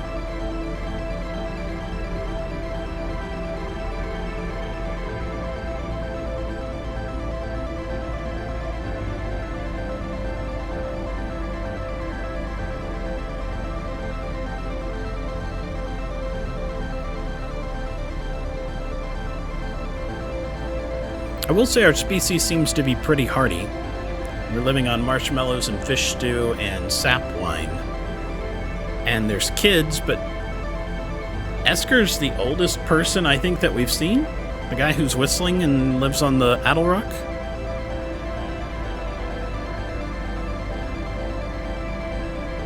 Oof. Interesting. By thrusting backwards, it seems to be preventing the autopilot from engaging. Of course, I don't know how often it does it, but I don't think we've ever been 1,000 kilometers away without it engaging.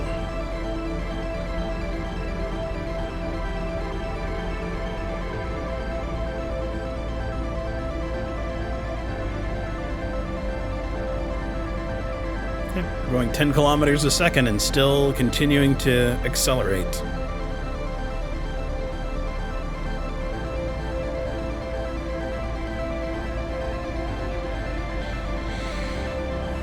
Last time that we tried this, when we were following the beacon out of the solar system, we were hundreds of thousands of kilometers away. So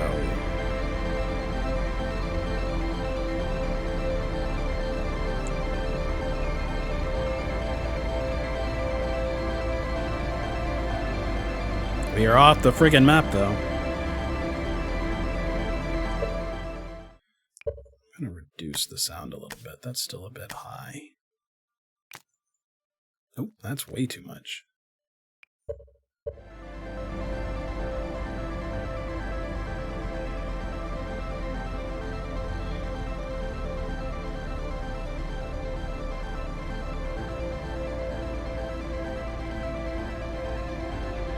I think I got it up to 300,000. For some reason, I had thought it was more like 800 because I was really hoping to close in on 1 million, but you may be right. You may well be right.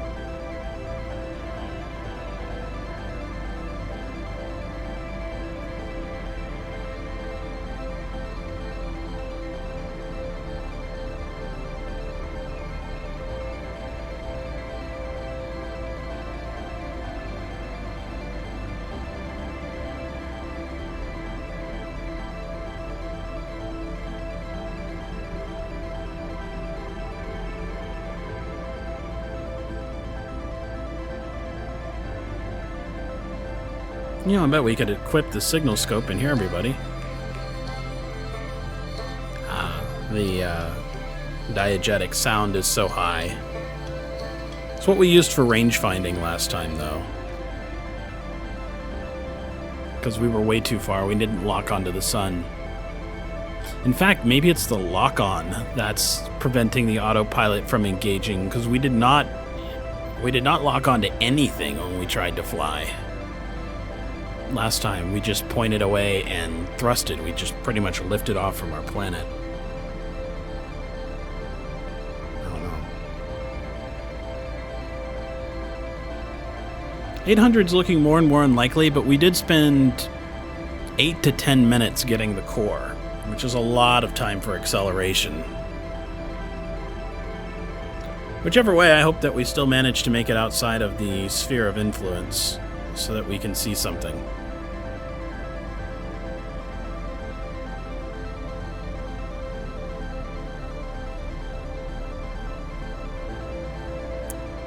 Coming up on 20 kilometers a second.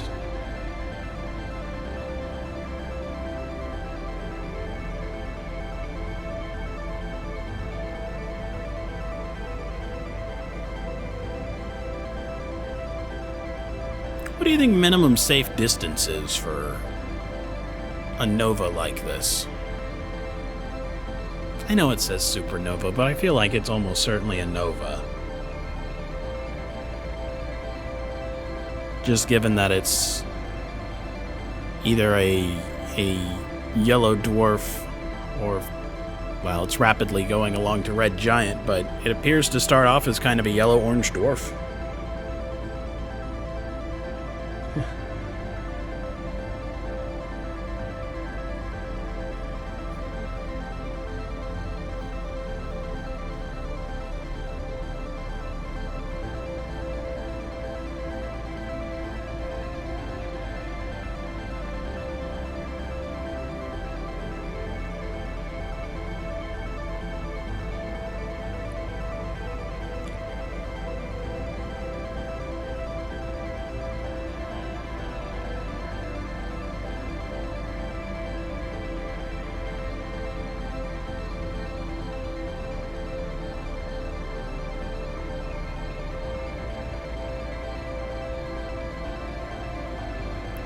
I suspect the safe distance is for escaping is whatever the distance is where you cannot return to the solar system by thrusting the whole time.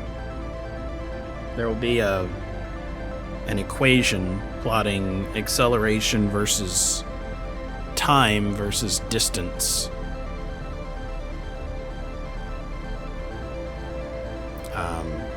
They actually make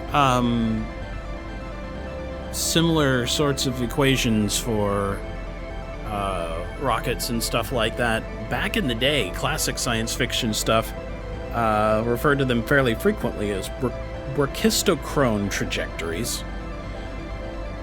Brachy being speed and chrone being time, and it was the idea that if you had infinite acceleration, not like 0 to infinity, but like you could always accelerate at a constant rate, there's this graph where you would accelerate halfway there, flip in the middle, and decelerate the entire time to land.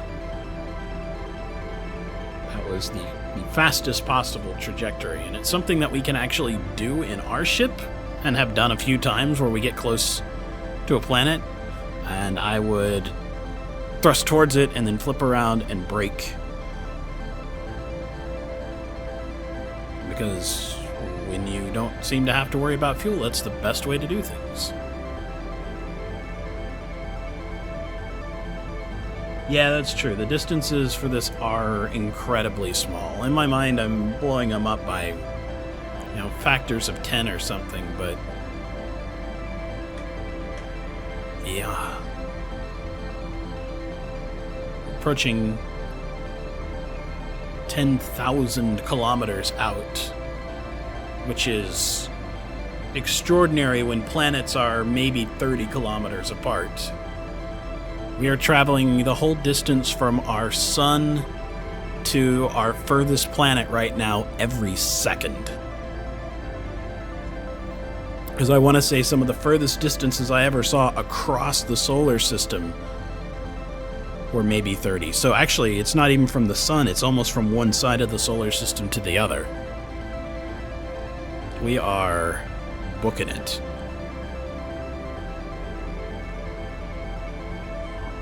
I don't think there's any way that we could turn around and reach the solar system at this point. Oh, well, here it is.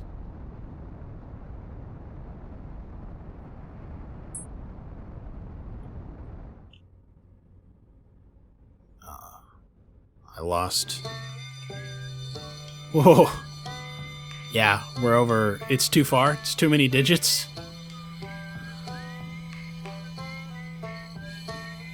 Because it's gone into exponents now.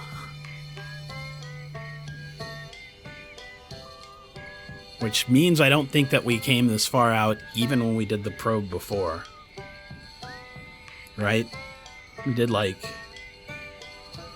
It probably wasn't 300,000 kilometers. It was probably more like 300,000 meters. But yeah, I mean, we are in exponential notation at this point in time. We are... So 7 would be 1.2 million meters. No. Yeah. No.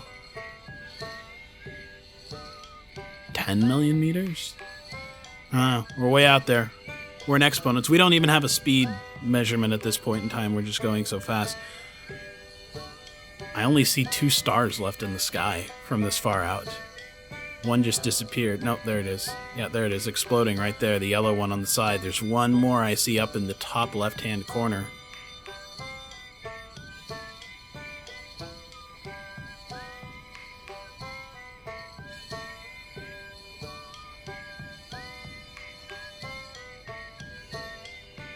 I liked the kazoo ending theme. That was a good highlight. Thanks for suggesting that.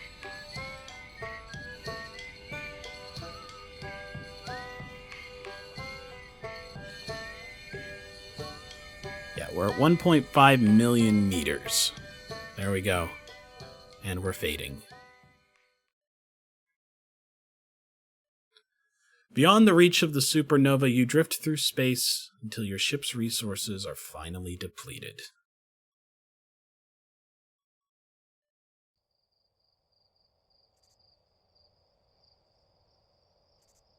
And it's the cricket ending again. You can hear the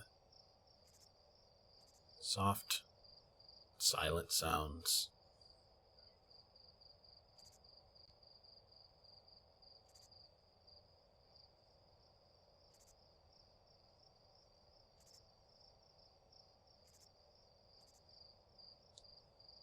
I think that's it for the Outer Wilds. I may stream one more time where we just try out some other endings, try and do some landings and stuff like that, but I think this is it for the story.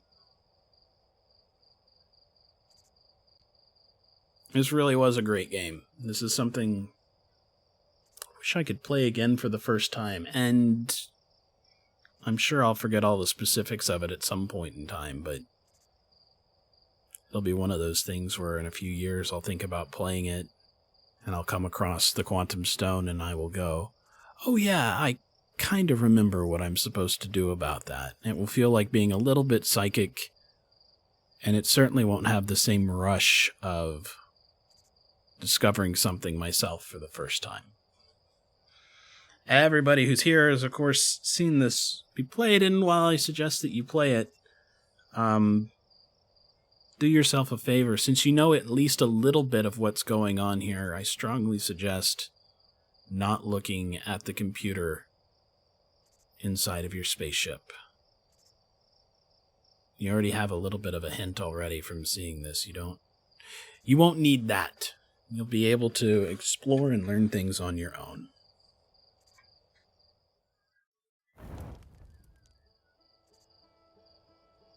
Thanks for tuning in. Everybody, it was great to have you here. And it is, definitely getting to that time where I'm thinking about going to bed. Do yourself a favor and smash your head into a brick wall after drinking to forget, says Boo. Well, maybe. If there's a way to do it without traumatic brain injury, that would be nice, but sometimes I really wish I had one of those neuralizers from Men in Black.